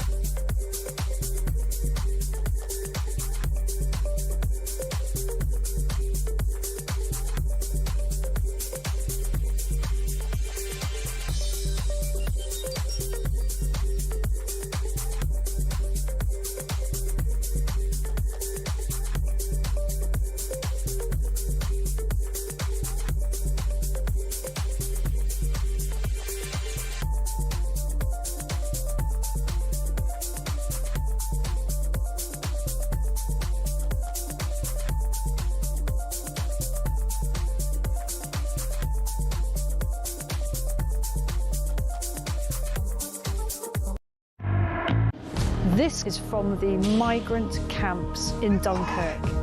It's a lot deeper and darker. The French police are complicit every step of the way. And that was when I heard the gunfire. You need to get out of here quick. They do not care about human life. They are dangerous people. For 2 weeks, talk was undercover in those camps. This is an absolute scandal.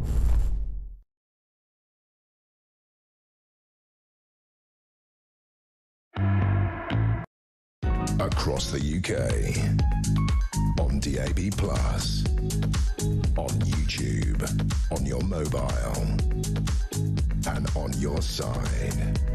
This is Talk. 9 o'clock news soon after that. Jake Wallace-Simon on Eurovision. Has it become a hotbed of anti-Semitism? What is going on? There we go. It's non-political. It's pretty damn political this year, I'll tell you. We'll talk about that after the 9 o'clock news. First of all, let's take a call or two. Let's go up to West Lothian. Talk to John. Hello, John. Hello, good evening to you. Puberty blockers. Yes, absolutely. Anybody that's going to carry it out, or the parents, should be charged with child abuse. It's just extraordinary, isn't it? It is absolutely unbelievable that anybody could do that. I can't get my head around it. I mean, I'm trying to sort of, you know, I'm a seasoned old hack. I'm pretty cynical. I've seen it all. But I cannot get my head around this. The British state, our government, is going to sanction essentially vivisection on children. This is an experiment on human beings. Worse than that, it's an experiment on human beings who are aged 8 to 13. They're little kids. We're going to inject them with these really strong, life-changing drugs to see what happens to them. Really? Really? Yeah, they can't possibly, you know, they're not fit to make those sort of decisions. You know, I mean, we say that people, you know, they're now talking about doing the voting age down to 16 from 18. So that's when, you know, supposedly people are able to make their own decisions. But look, this experiment is something, you know, if we go back in time, this is something that the Nazis, Joseph Mengele, would have done. That's exactly. I mean, I've sort of been trying to avoid that analogy, but it's what's been, no, John. It's what's been going on in my head, and I didn't quite want to say it because I thought it might be a little bit strong. But you brought it up, so it's your fault. But it's exactly what I was thinking. It's like Mengele. It's experimenting on children to see what happens. These drugs we know will change them forever. Now, these might be kids who say they're gender dysphoric, they feel they're born in the wrong body, but as a nation, we're supposed to be a civilized, sophisticated Western democracy. We don't experiment on human beings. No, we're supposed to look after children. Yes, you know, there is that. You know, that's what we're supposed to do as adults. We're supposed to look after children. And, you know, there is no way. I mean, how many young kids, you know, as you're growing up, boys dress up in little girly outfits sometimes, and girls get, you know. Yeah, no, of course. Well, this is the whole argument, John. It's about growing up. It's about learning, and you know, it's just this is the most indecent thing and the most evil thing I've heard for a long time. Yeah, it is me too.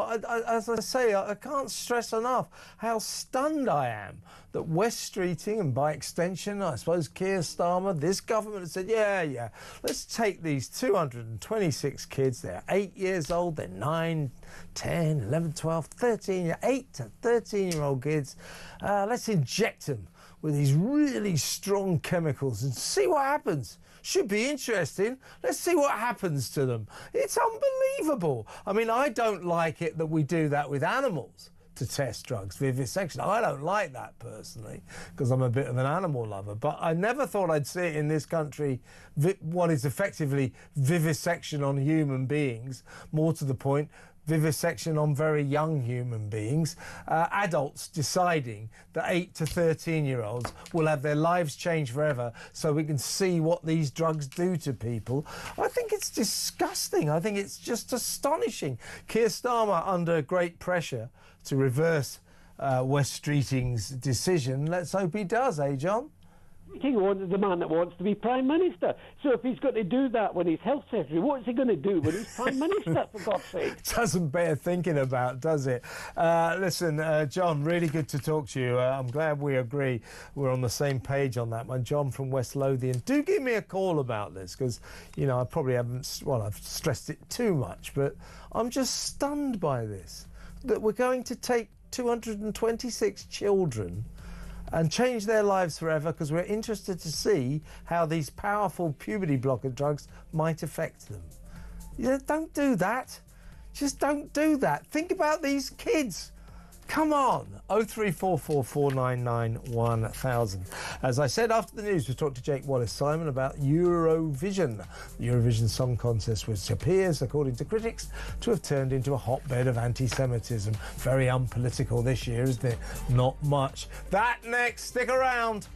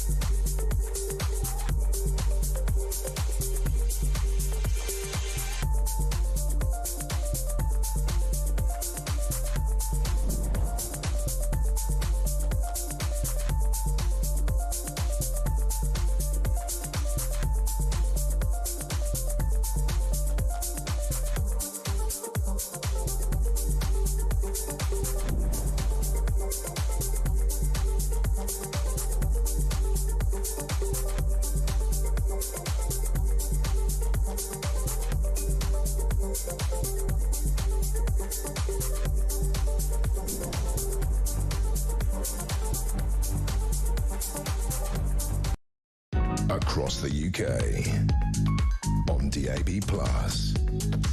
on YouTube, on your mobile, and on your side. This is Talk.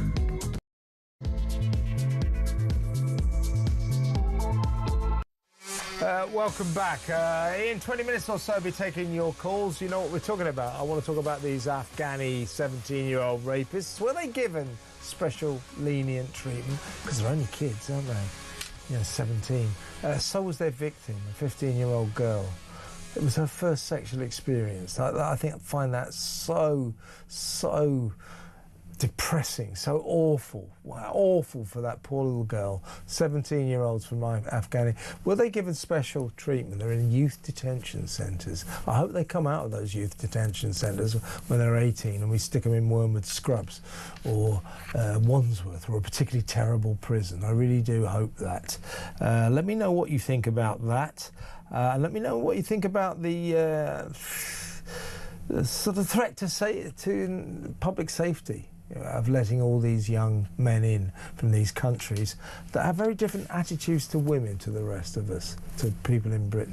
03444991000. So we'll take your calls in about 20 minutes. So if you've got any WhatsApp voice notes, send them in as well, or you can send more messages. I'll read as many out as I can. But primarily try to ring. It's so we can talk. It's good to talk on Talk. Now, let's get back to business. Let's talk about the Eurovision Song Contest. I was a bit stunned last week.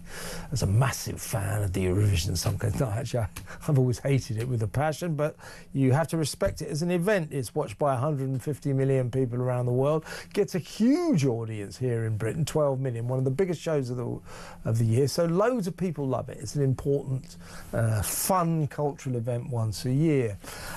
Israel have been taking part for a few years now. A lot of people might say, well, they shouldn't be allowed in because they're not from Europe. But then again, we had Australia in it the other year. They talked about America coming in, so we shouldn't get too geographical about it. I don't think people really care that much. But Ireland, Spain, the Netherlands and Slovenia are going to boycott the 2026 Eurovision Song Contest in Austria because Israel is going to be allowed to take part again. This is because Ireland's RTE television service said it felt that its participation remains unconscionable given the appalling loss of lives in Gaza and the humanitarian crisis there, which continues to put the lives of so many civilians at risk. As if Israel just sort of went in there and started killing people for no reason at all. And also, come on, it's a song contest. So critics are saying that these four countries are guilty of blatant anti-Semitism. This is anti-Israel sentiments taken to the point of anti-Semitism. That's what critics are saying. Let's see what my next guest feels about this. He is the author of Israelophobia, the brilliant Jake Wallace-Simons. Welcome, Jake. Hello, good evening. Do you feel that Ireland, Spain and Netherlands and the Slovenia in boycotting the competition because of Israel's participation, that they're straying into anti-Semitic territory? I suppose one way of looking at it is considering our own track record of military misadventures, for example, during the war in Iraq, which many people marched against. Many people would argue was undertaken under false pretenses, even illegally, highly controversial, destabilised the region, caused hundreds of thousands of deaths, many of them totally innocent. And yet there was no attempt to boycott Britain's attendance at the Eurovision Song Contest because there was an understanding that our singers competing in that competition had nothing to do with politics, nothing to do with our country waging war, for better or for worse. Britain is a place that has a separation between politics and culture. And Israel is exactly the same. Now, of course, I defend many aspects of Israel's war in Gaza. Certainly, I defend the war in principle. There was no other option for Israel after the October the 7th attacks. But even if I didn't, the idea that these poor singers who seek to compete simply alongside their peers on the world stage should be held to account for political decisions and for the actions of their government is frankly smacks of racism and bigotry. I would agree, and let's Israel has brought a lot to the competition since it's been allowed to compete. As I say, you could say, why is it in there, because it's not part of Europe, but as I say, geographically the Eurovision has always been kind of rather lax about that sort of thing. Australia has taken part in the past. A few of the stans in the east as well have participated, so we shouldn't get too worried about that. But it's brought a lot to the competition. It's a former winner. Last year it came second. And one of the reasons that Ireland, Spain and Netherlands and Slovenia are boycotting it is they say it's due to dubious, unfair voting practices. I think what they mean by that is what happened last year, if you remember. What happened was that every single official judging panel, the official judges of each country which cast their votes, they get like half the votes. Every single one of them, not a single one of them gave Israel barely a single vote. I think the British might have given them about one or something. They didn't get any votes from the official judges. But the public, who vote in all the countries around the competition, particularly in Britain, just gave Israel a landslide and they came second. So I think that's what Ireland, Spain, Netherlands and Slovenia worry about when they talk about unfair voting practices. They're worried that next year Israel, or the support that they seem to gain or garner from the viewers around the world, could propel them to victory, to triumph. That's right. I mean, clearly there are a lot of people around the world who are very motivated to show the Eurovision judges just what they think of them and give Israel their support via the public vote. I mean, there's a vague whiff of people suspecting that maybe Mossad didn't have anything better to do than to interfere with the Eurovision vote. But that's clearly absurd and the stuff of anti-Semitic conspiracy theories. But I think underpinning all this really is the history. You know, Israel is a country like any other with lights and shades, but uniquely among the countries of the world, it has had to fought for its legitimacy decade after decade. There are lots of other countries that are engaging in, for example, occupation. So, you know, Turkey's occupation in northern Cyprus, China's occupation of Tibet, and so on and so on. There are lots of countries who've engaged in war, lots of countries who engage in the most grotesque human rights abuses, but none of them, even the worst, have their very legitimacy questioned. And Israel has always had a struggle just to be simply taken as having a deserved place at the seat of at the table of the United Nations, just to have a place among nations. That is a very low bar. It's one that is continuously undermined and denied from Israel and from Jews around the world, saying, you're different, you don't deserve your own country, you don't deserve to be like us, to have a seat at the table and to compete in these things and just to be part of society. It's an attempt to marginalise Jews yet again, which has been taking place century after century. And although the Eurovision Song Contest is a ridiculous thing in some ways, it's frivolous, it's fluffy, I can't stand it, doesn't sound like you watch it very much either, it's still an indication of this effort to marginalise Jews, to make them feel not wanted, not part of civilised society, out of hatred. Yeah, well, I used to be a TV critic, so one of my annual chores, not only did I have to watch the final, I used to have to watch the 2 3-hour semi-finals in the week leading up to the finals. I feel your pain. So at the beginning of the week, I was not good to be around. You know, I was in a serious depression. But, you know, to be fair, millions of people love it. It's a massive show here. The BBC pays a fortune to be one of the big five. The big five countries are France, Germany, Italy and the UK and Spain, which has this year opted out. Now, they pay a lot of money to leapfrog the semi-finals, so they're guaranteed to be in the final, so they get these big audiences. So it's a massive commercial affair. But what do you make of Ireland's RTE channel? I mean, countries are sort of spoken for by their main broadcasters in the Eurovision. Ireland's RTE said that Israel's participation remains unconscionable given the appalling loss of lives in Gaza and the humanitarian crisis there, which continues to put the lives of so many civilians at risk. As I said earlier, RTE seems to be painting a picture that Israel just decided to go into Gaza and start killing people.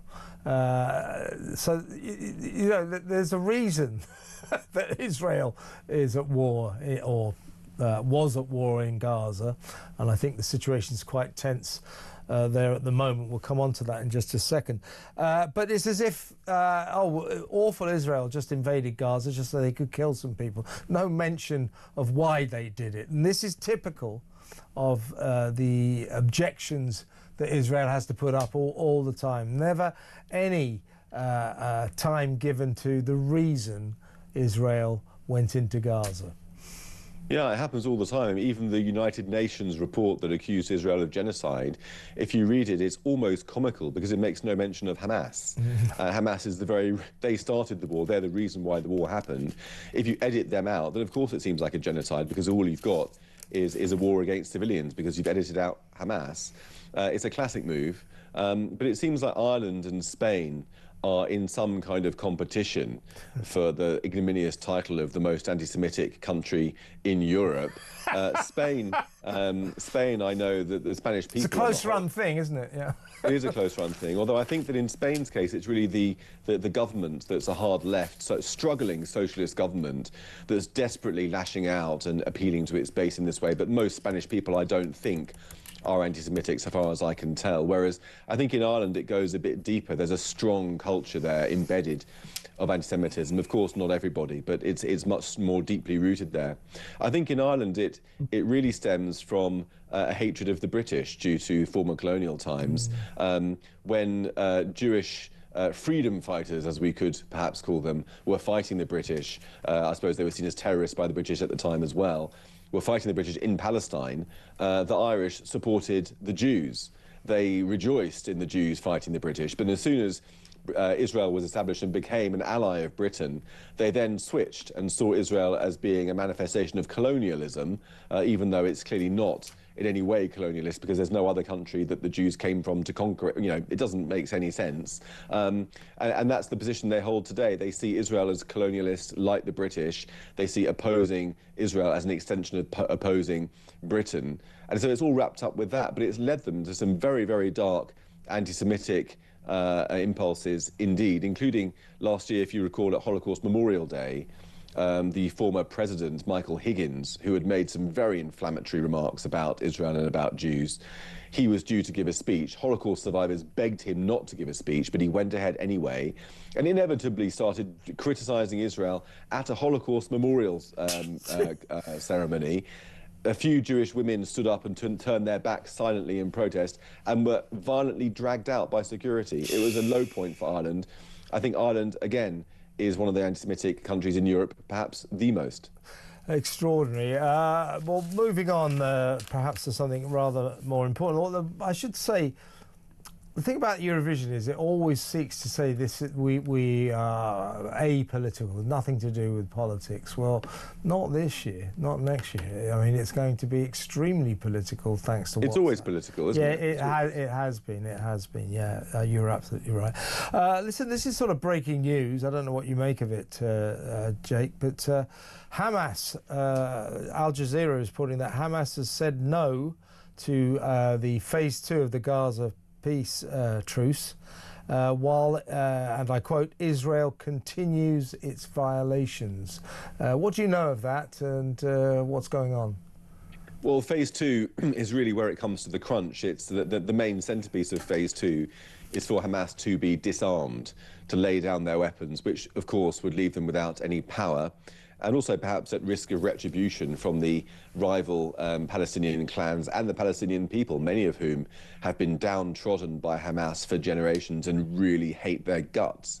So Hamas is unlikely to accept any kind of disarming. There have been plans initially that Qatar and Turkey would enforce that disarmament, but obviously that's ridiculous because both of them are full-blown supporters of Hamas, and so that was just a cover that Hamas was using to try to get away with it. More recently, the Americans have been saying they would follow the model of the decommissioning of arms of the IRA that happened in Ireland. Again, Ireland coming back into the scene. So it remains to be seen whether that will happen. But Israel, of course, needs Hamas to be disarmed if there's going to be any kind of peace at all. You just cannot have peace with an enemy that seeks to murder you as its foundational sort of doctrine. So Hamas needs to be disarmed, then Gaza needs to be de-radicalized. That would be the next step, in the same way as Nazi Germany or Japan was de-radicalized after the Second World War. That needs to happen as well, but the first step has got to be the disarmament of Hamas, and this is where Hamas are really digging their heels in. Of course, they're blaming Israel, but really, they just want to remain in power. Al Jazeera also reporting, they're saying, our colleagues on the ground in Gaza report that the Israeli army has launched an airstrike and has carried out artillery shelling on parts of Khan Yunis that it currently controls. So it seems like it's kicking off a bit in Gaza. I mean, what are your? How much hope do you hold out that this truce, peace, can last? It sounds very fragile at the moment. Well, I mean, what's developing in Gaza is a sort of East Germany, West Germany arrangement where you've got something called the Yellow Line, which on one side it's controlled by Hamas, on the other side 53% of the territory is under Israeli control.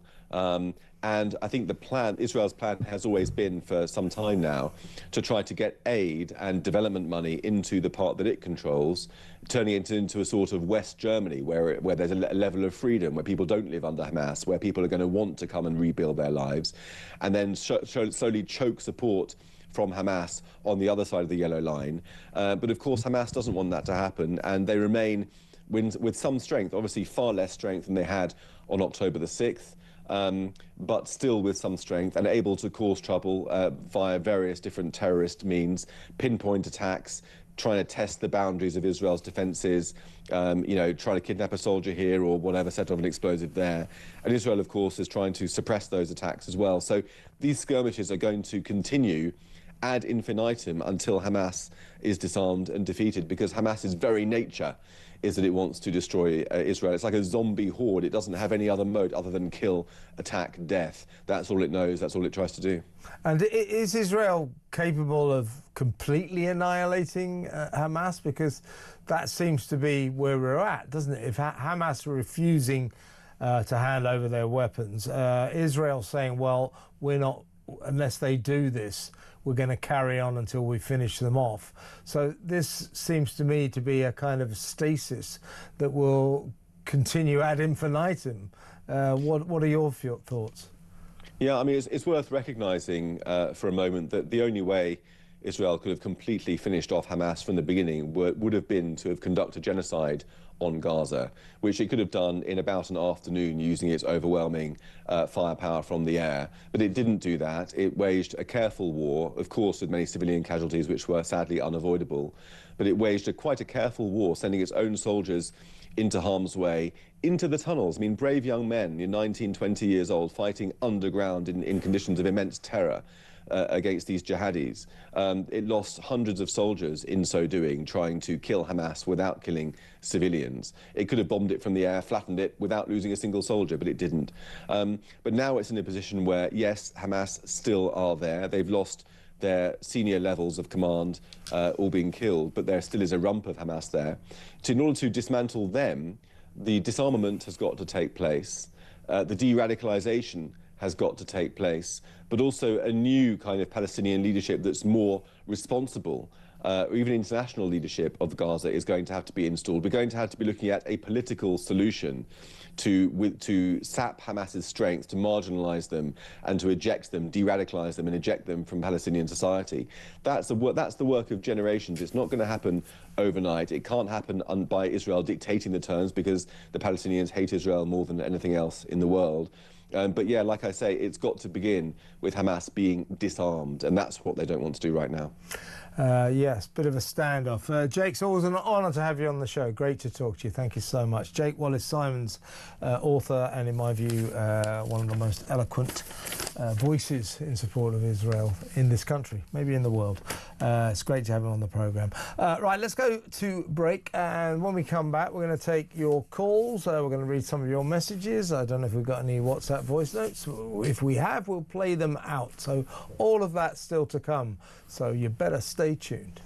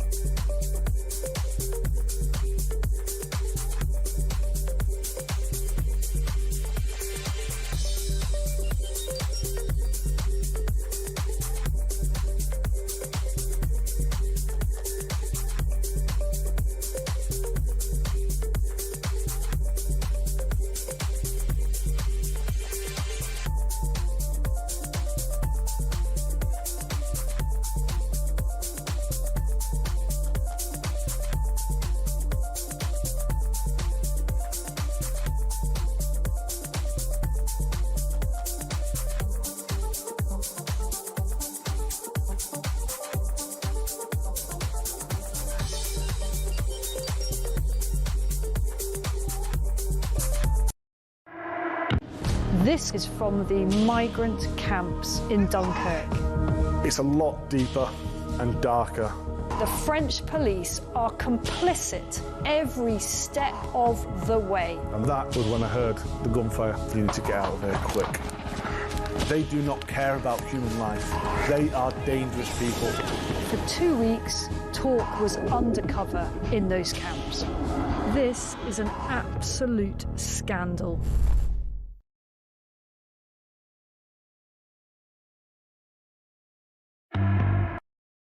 Across the UK, on DAB+, on YouTube, on your mobile, and on your side. This is Talk. Welcome back. Right, let's take some calls. But before we do that, tomorrow night's a kind of a special day. You'll enjoy the show, the Political Asylum, from 7 until 8 o'clock, because you won't have to put up with me. I won't be there. Well, I will be here. I'll be watching what I hope you will be watching. And that is this incredible report by Isabel Oakeshott. Talk has been behind the lines, if you like, at the Calais jungle, where all the migrants gather, set up camp, basically live there, sometimes for months, waiting for their turn to get on to a small boat, onto a dinghy, and come across the final 21 miles across the channel to the promised land, to the land of plenty, to Britain. But it's a whole culture. It's almost a country there in the jungle, in the trees behind the coast, the north coast of France. It's very dangerous. There's gunfire. God knows what the hell goes on. Now Isabel organised an infiltration into this extraordinary culture, extraordinary place, where she discovered, or her contact discovered, that the French police are complicit. The French police are helping these people come across the channel. So there's all sorts of revelations. So that's tomorrow from 7 until 8 o'clock. After that, we'll have a panel to discuss what was in the show. So it's a very special show tomorrow night, starting at 7 o'clock. Here's a sort of promotional video to give you a taste of what you can expect. This is from the migrant camps in Dunkirk. It's a lot deeper and darker. The French police are complicit every step of the way. And that was when I heard the gunfire. You need to get out of here quick. They do not care about human life. They are dangerous people. For 2 weeks, talk was undercover in those camps. This is an absolute scandal. Yep, the undercover migrant who spent 2 weeks undercover in the Calais jungle, acting as a migrant, waiting to get on a dinghy. He was actually planning to get on a dinghy, complete the journey, but it was so dangerous in there, so dangerous. God knows, there's shops, there's everything going on there. Loads of weapons, gunfire, gun exchange of bullets every night. It's an absolutely remarkable, astonishing scene, and that you can watch yourselves tomorrow night, 7 p.m, right here on Talk. Part of the Political Asylum, my show, will come on afterwards with the kind of panel to discuss what we've just seen. So that's tomorrow night, 7 o'clock, here on Talk, The Undercover Migrant with Isabel Oakeshott. So I hope you look forward to that. I do. I'm going to watch it myself, and then we'll come on and we'll discuss it, and you can get on the phone, you can get your oar in as well. Okay, that's to come tomorrow. In the meantime, let's go to the calls, and let's talk to Martin in Staffordshire, who wants to talk about Eurovision. What would you like to say, Martin? Good evening, Kevin. Great to talk to you finally. Well, first of all, I wrote a winning song for Eurovision in 2002 for the UK. That came third in the competition. Did you? Did you? Did. What was that song? Remind me.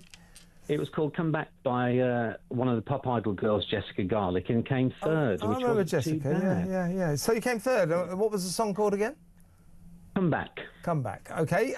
So, well, you're a very informed member of the Eurovision community. So, what are your thoughts about what's going on with Israel? I think it's disgusting. I think Israel should be part of it.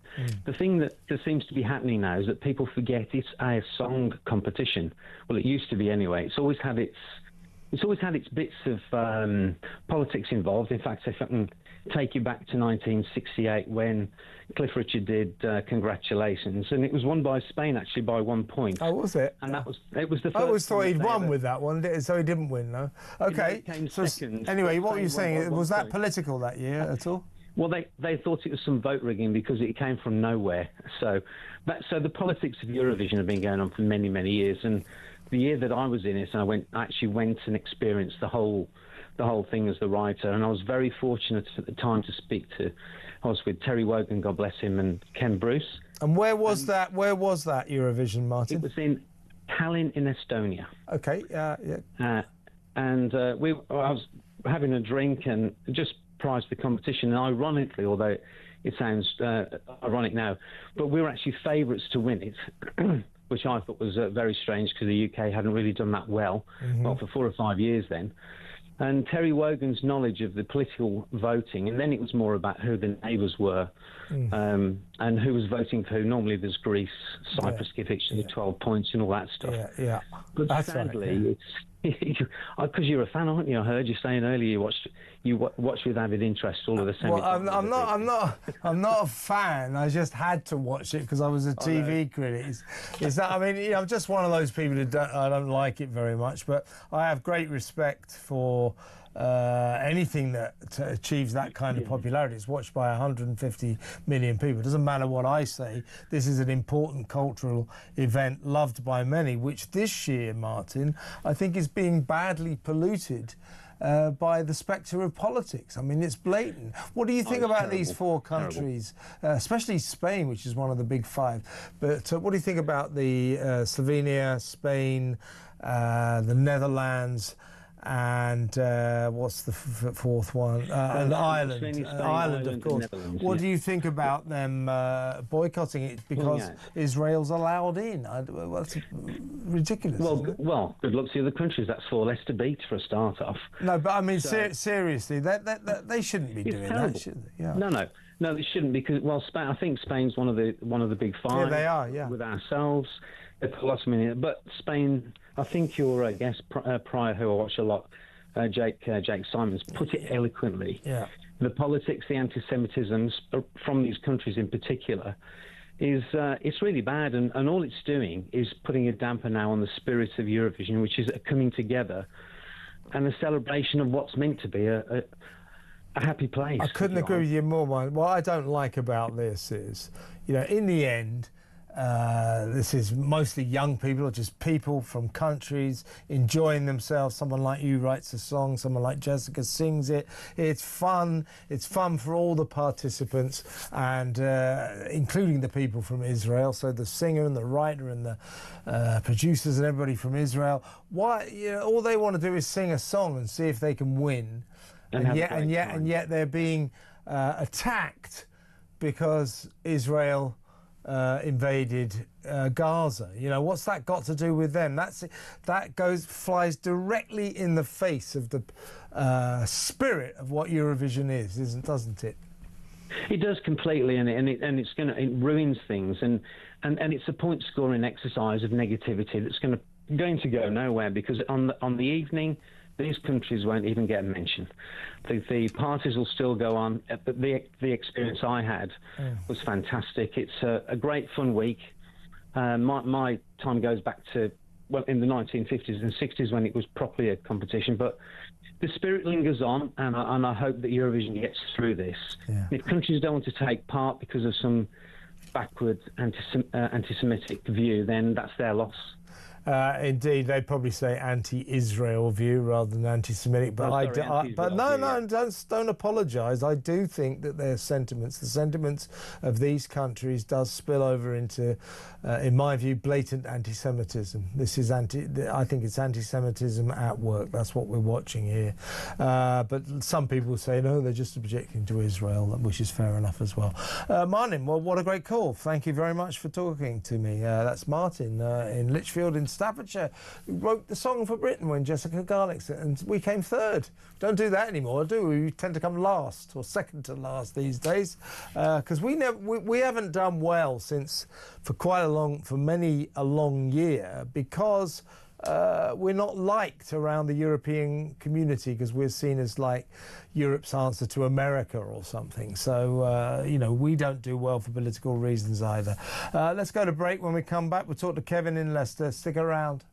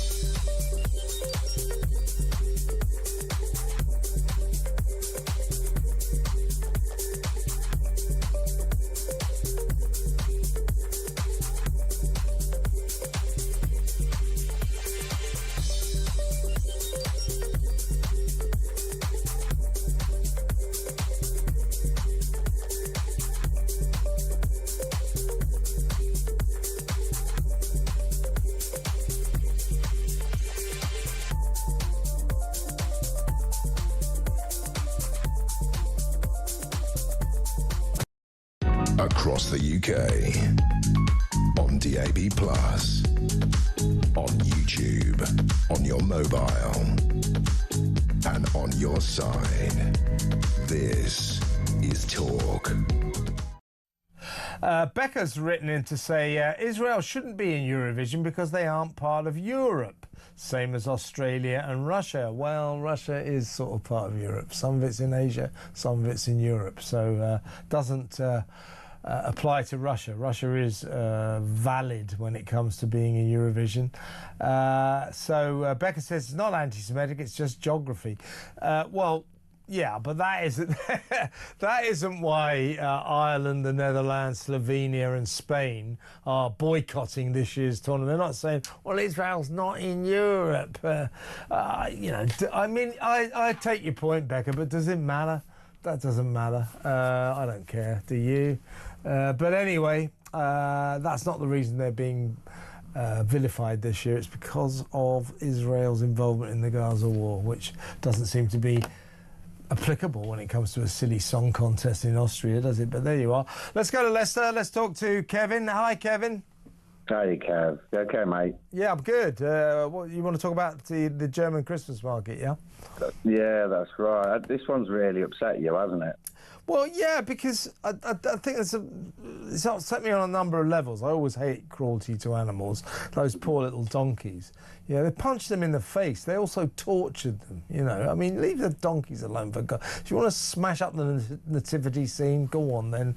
But don't torture the donkeys. So I didn't like that. Also, it spoils it for little kids. You mentioned that. So this is, they call it a live nativity.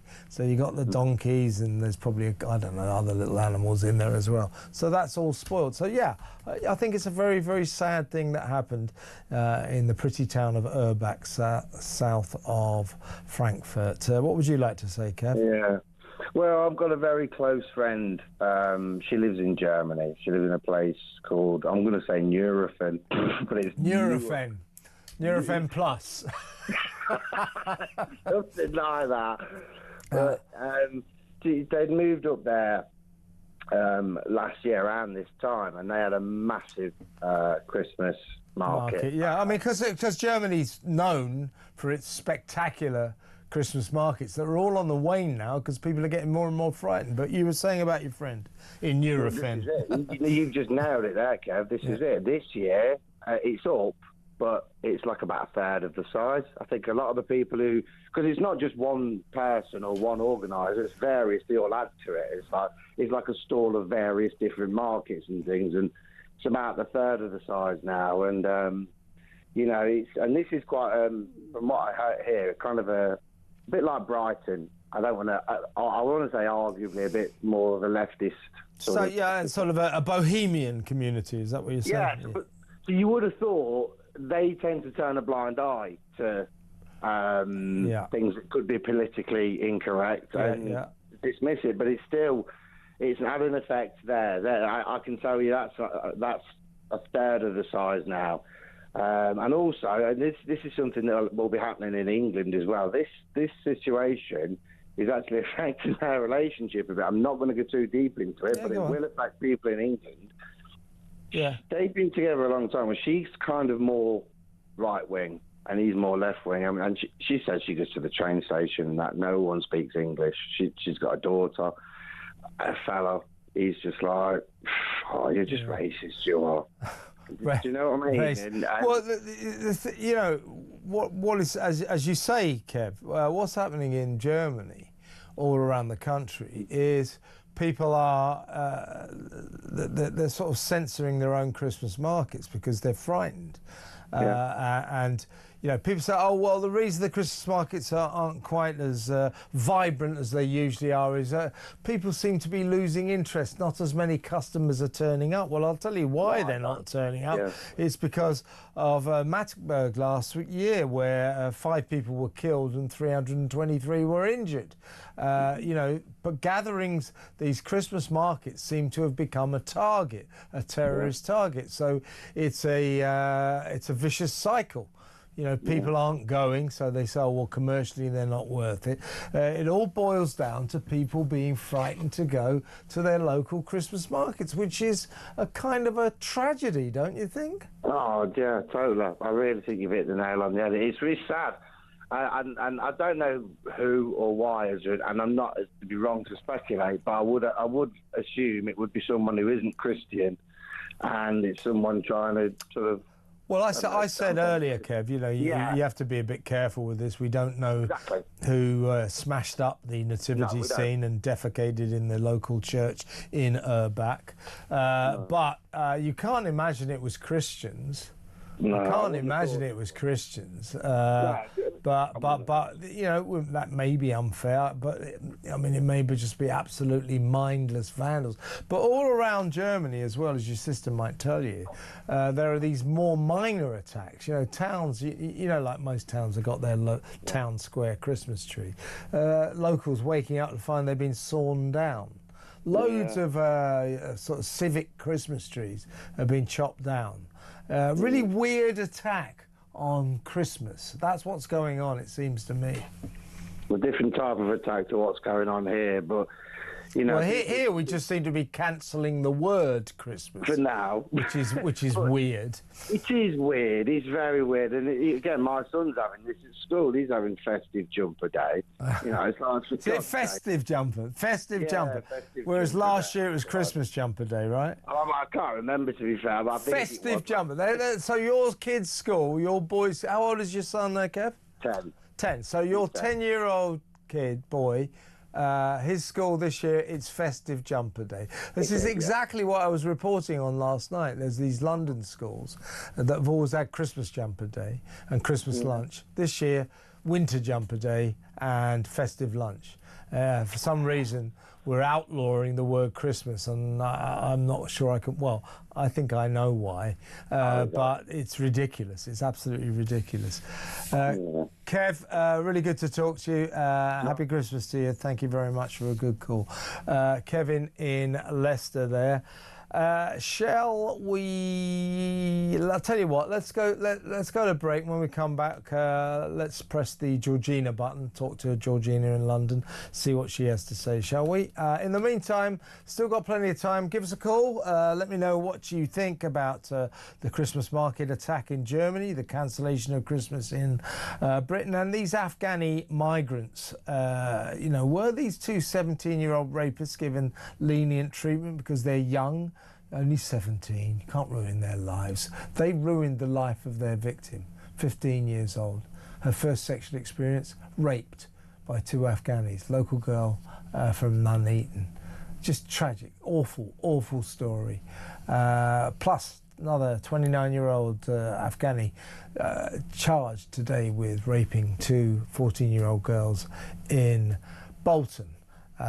We have a problem here, don't we? Let me know what you think about what looks to me to be an increasing threat to safety from all these young men that we keep letting into the country, about whom we know nothing. 03444991000. Get on the phone, let's talk. It's good to talk on Talk. Stick around, we'll be back in a minute.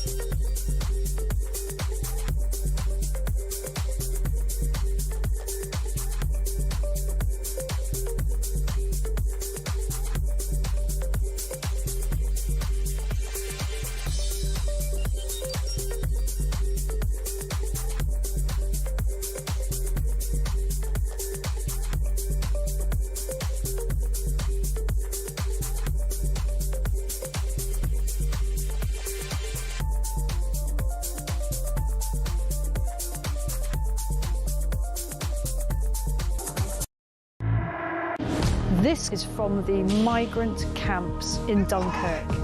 It's a lot deeper and darker.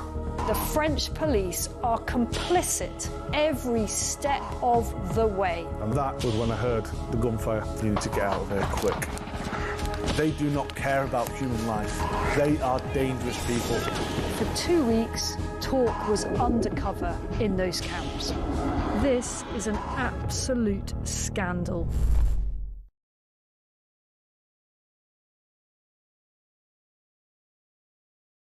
Across the UK, on DAB+, on YouTube, on your mobile, and on your side. This is Talk. Angie has written in to say, hey Kev, great show as usual. One of my teachers had a cane and used it regularly on anyone for anything. He looked like Windsor Davis and acted like him too. Yeah, I date back to the corporal punishment days. I used to get beaten around a lot by teachers, even when I was older. Teachers used to just beat you up. Just cane you and hit you across the knuckles with the rulers, things like that. You know, well, I got 6 of the best from my headmaster when I was 17 years old. You know, and he's like whacking me around the backside. I said, I'm 17. He said, well, you won't do this again, will you? I said, oh, well, probably. I could tell you what I'd done, actually. Maybe I'll tell you tomorrow. I think I deserved it. But actually, no, that's not true. No kids should be beaten up like that, like I was. But I didn't really mind, but I think it's good that teachers don't physically attack kids anymore. But they attacked Angie and they attacked me. This is from Lucy. Damaging children with medical experimentation is wrong, wrong, wrong. Couldn't have put it better myself, Lucy. Who would leave a child in the care of our health secretary for one moment? Well, not if he's going to sanction experimenting on 226 little children. Unbelievable. Right, let's press the Georgina button and talk to Georgina in London. Hello, Georgina. You want to talk about the attacks on Christmas? What would you like to say? Hello, Kevin. Well, I'm going to say Happy Christmas to you just to offend people who don't like anyone saying Happy Christmas. But the thing is, people are frightened to go to any kind of Christmas market or go anywhere where there's a Christmas festivity now for fear of attack. Particularly in Germany. In Germany, it's becoming like almost a no-go area. So there goes, Georgina, one of the great traditions of that great country, the Christmas markets. They invented them. They're a work of art, or they used to be. They're extraordinary. And now more and more towns across Germany are just cancelling them because of fears of terrorist attacks. And they've, this town of Urbach, I suppose you wouldn't call it terrorism necessarily, but what a sad thing to happen to their nativity display and those poor little donkeys, and the desecration of the local church, the chopping down of Christmas trees. What is going on in Germany, Georgina? Well, I'll tell you what's going on, exactly the same as what we are allowing to go on in Britain. This is a direct attack on Christianity, Christmas, our culture, our way of life.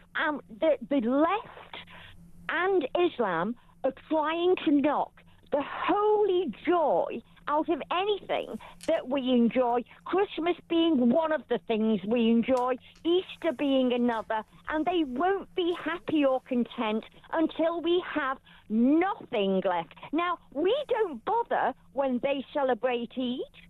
No, I said this last night, you know, we don't get Christians going, yeah, well, don't talk about Eid, don't mention Passover. You know, the people, religious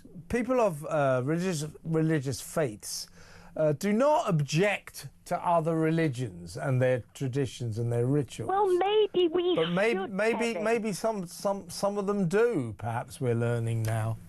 Well, maybe we should, because to be honest with you, I am getting sick and tired of everything that we enjoy or we hold dear being vilified by the Islam and by the left. Keir Starmer wants to knock the joy out of life itself, and by goodness, we are not going to allow that to happen. The majority of the British people love Christmas. We love going to the church service, and that's another thing while I'm on the subject.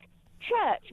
Why aren't the churches speaking up? Yeah, that's a really good point, Georgina. They should speak up for themselves. The Church of England, for example, our national state religion, official state religion, should speak up and say, stop all this banning of the word Christmas. It's our premier Christian festival, our winter Christian festival. And the Church of England should... You're right, I've never thought about that. The Church... Well, I have.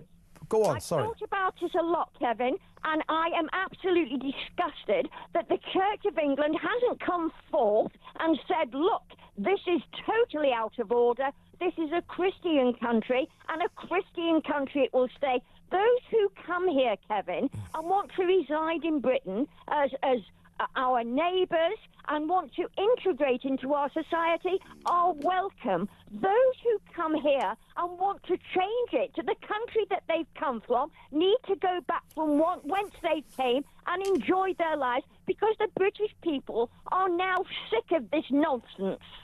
They are. Well, many of us are, but we're like, I don't hesitate to call us the silent majority, but perhaps that is what we are.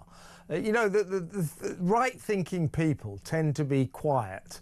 You know, so I believe that the vast majority of people in this country abhor the idea of outlawing the word Christmas. But they're the kind of people who don't sing from the rooftops. They sort of quietly let it happen. But the church should be speaking up for us. I agree with you. Yeah, I think the churches have spoken up long before now. We can't even go down the street to do the Christmas shopping. I was supposed to go out with my daughter and go shopping in London, and I was too afraid. You get these... Well, the thing is, Kevin, you've got these men from different cultures who are very stabby. So you go down the road, and you... No, well, they are, Kevin. You are either getting raped or stabbed, and I don't want to have neither happen. Well, not I wouldn't be raped because I'm far too old, but the stabby thing worries me, and it worries the majority of the British people. We don't want to go for a day out and end up in intensive care. Now, the government need to do something about it. They're sat on their hands, and they're doing nothing. It's as if they're complicit in what's going on, and I've got to say, even though I'm an old girl, I'm getting sick of it, Kevin. They've got to do something, and they've got to do it quick, because when the government does not look after the British people, then they're no longer your government. They are your enemy. Exactly right. Well, they've got to do, you know, this Afghani double rape story has kind of brought into sharp focus the fact that our government, there's 70,000 Afghani migrants that they've let into this country over the past few years. I'm not saying that all of them are a threat, but it is a statistical fact. The ones that are causing problems, Kevin, need to be sent home post-haste. Yeah, well, also, let's not let any more in. How about that? That would be a good idea. We're letting in... Let me tell... If I had my way, I'll tell you, a lot of them, those who are causing problems in Britain and raping our women and our little girls, would be home on the next boat. I would not tolerate that kind of behaviour, Kevin. It's abhorrent, like you said before, and I'm with you 110%. Yeah, and I think you should be the Prime Minister of this country, Georgina, and get something done. I wish you were. Great to talk to you, as always. Very good points. Georgina in London, characteristically not mincing her words. Quick message from Phil. The Hugh Edwards fans, if they think there is nothing wrong with what he did, they should be investigated themselves. Good point, Phil. Let's talk to should we go to Jane in Marbella? Jane in Marbella. Hello, Jane. Hi, Kevin. You don't think Jane, that Spain is anti? Well, you're in Spain, obviously. Yeah. You don't think they're anti-Semitic? I think they should be shot at the moment. I flew on a flight from Tel Aviv via Barcelona before coming on to Malaga at the beginning of the year. Yep. The whole flight was full of Israelis touring Barcelona. Everybody goes to Barcelona. They're going to hotels, they're going to restaurants. Well, that's good, isn't it? That's great. Yeah. So how can you boycott the... Yeah. Why is Spain doing this, do you think? I mean, Spain, I agree with you. I don't think Spain is the kind of country where prejudice tends to prosper, but it seems to be leading the charge against Israel at the moment. It seems to be very vociferous in its criticism of Israel. I wish I knew. Yeah, it's hard to... I wish, but to think of the number of tourists on a flight... And there are about half a dozen flights leaving Tel Aviv for Barcelona on a daily basis. Yeah, yeah. Well, with Spaniards coming to spend money. If it's good enough to take their money, it's good enough for them to be in the Eurovision. Absolutely right. I think Israel. I think Spain should go back into the Eurovision contest, but it clearly wants to make some kind of virtue signalling point. Good point, though, Jane. Thank you for ringing. Really good call, Jane in Marbella in Spain. Let's finish off with Mark in Lincolnshire. Hello, Mark. You want to talk about the Afghani problem? What would you like to say? Hi there, Kev, mate. Yeah, I mean, the Afghani problem, I mean, it's becoming a regular occurrence, this, isn't it?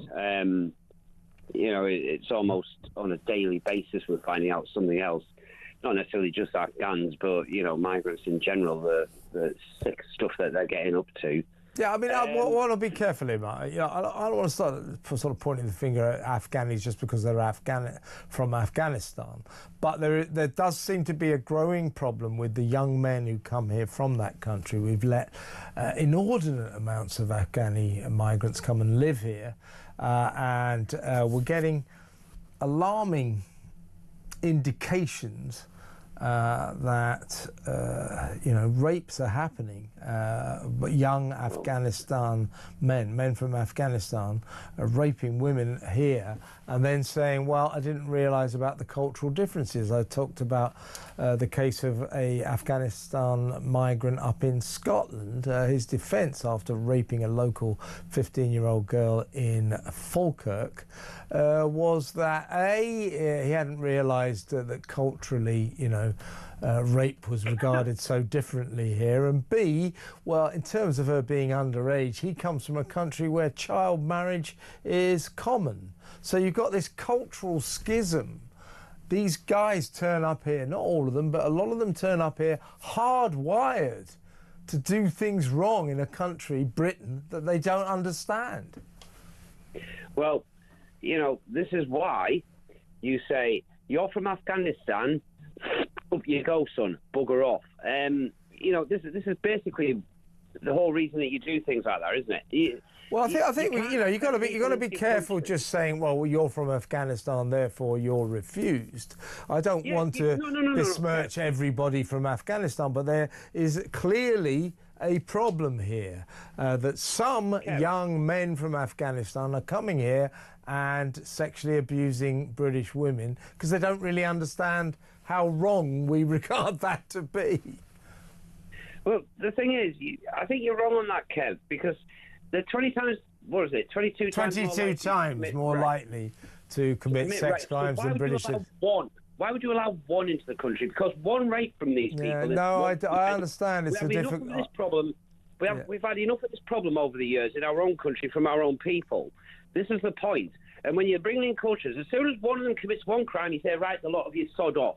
Because that's what we should be doing. I mean, I'll draw your attention. There's another one that you missed out on when you were talking about all this stuff. November the 29th, teenage girl raped or allegedly raped and sexually exploited at residential property in the St. Werburgh's area of Bristol.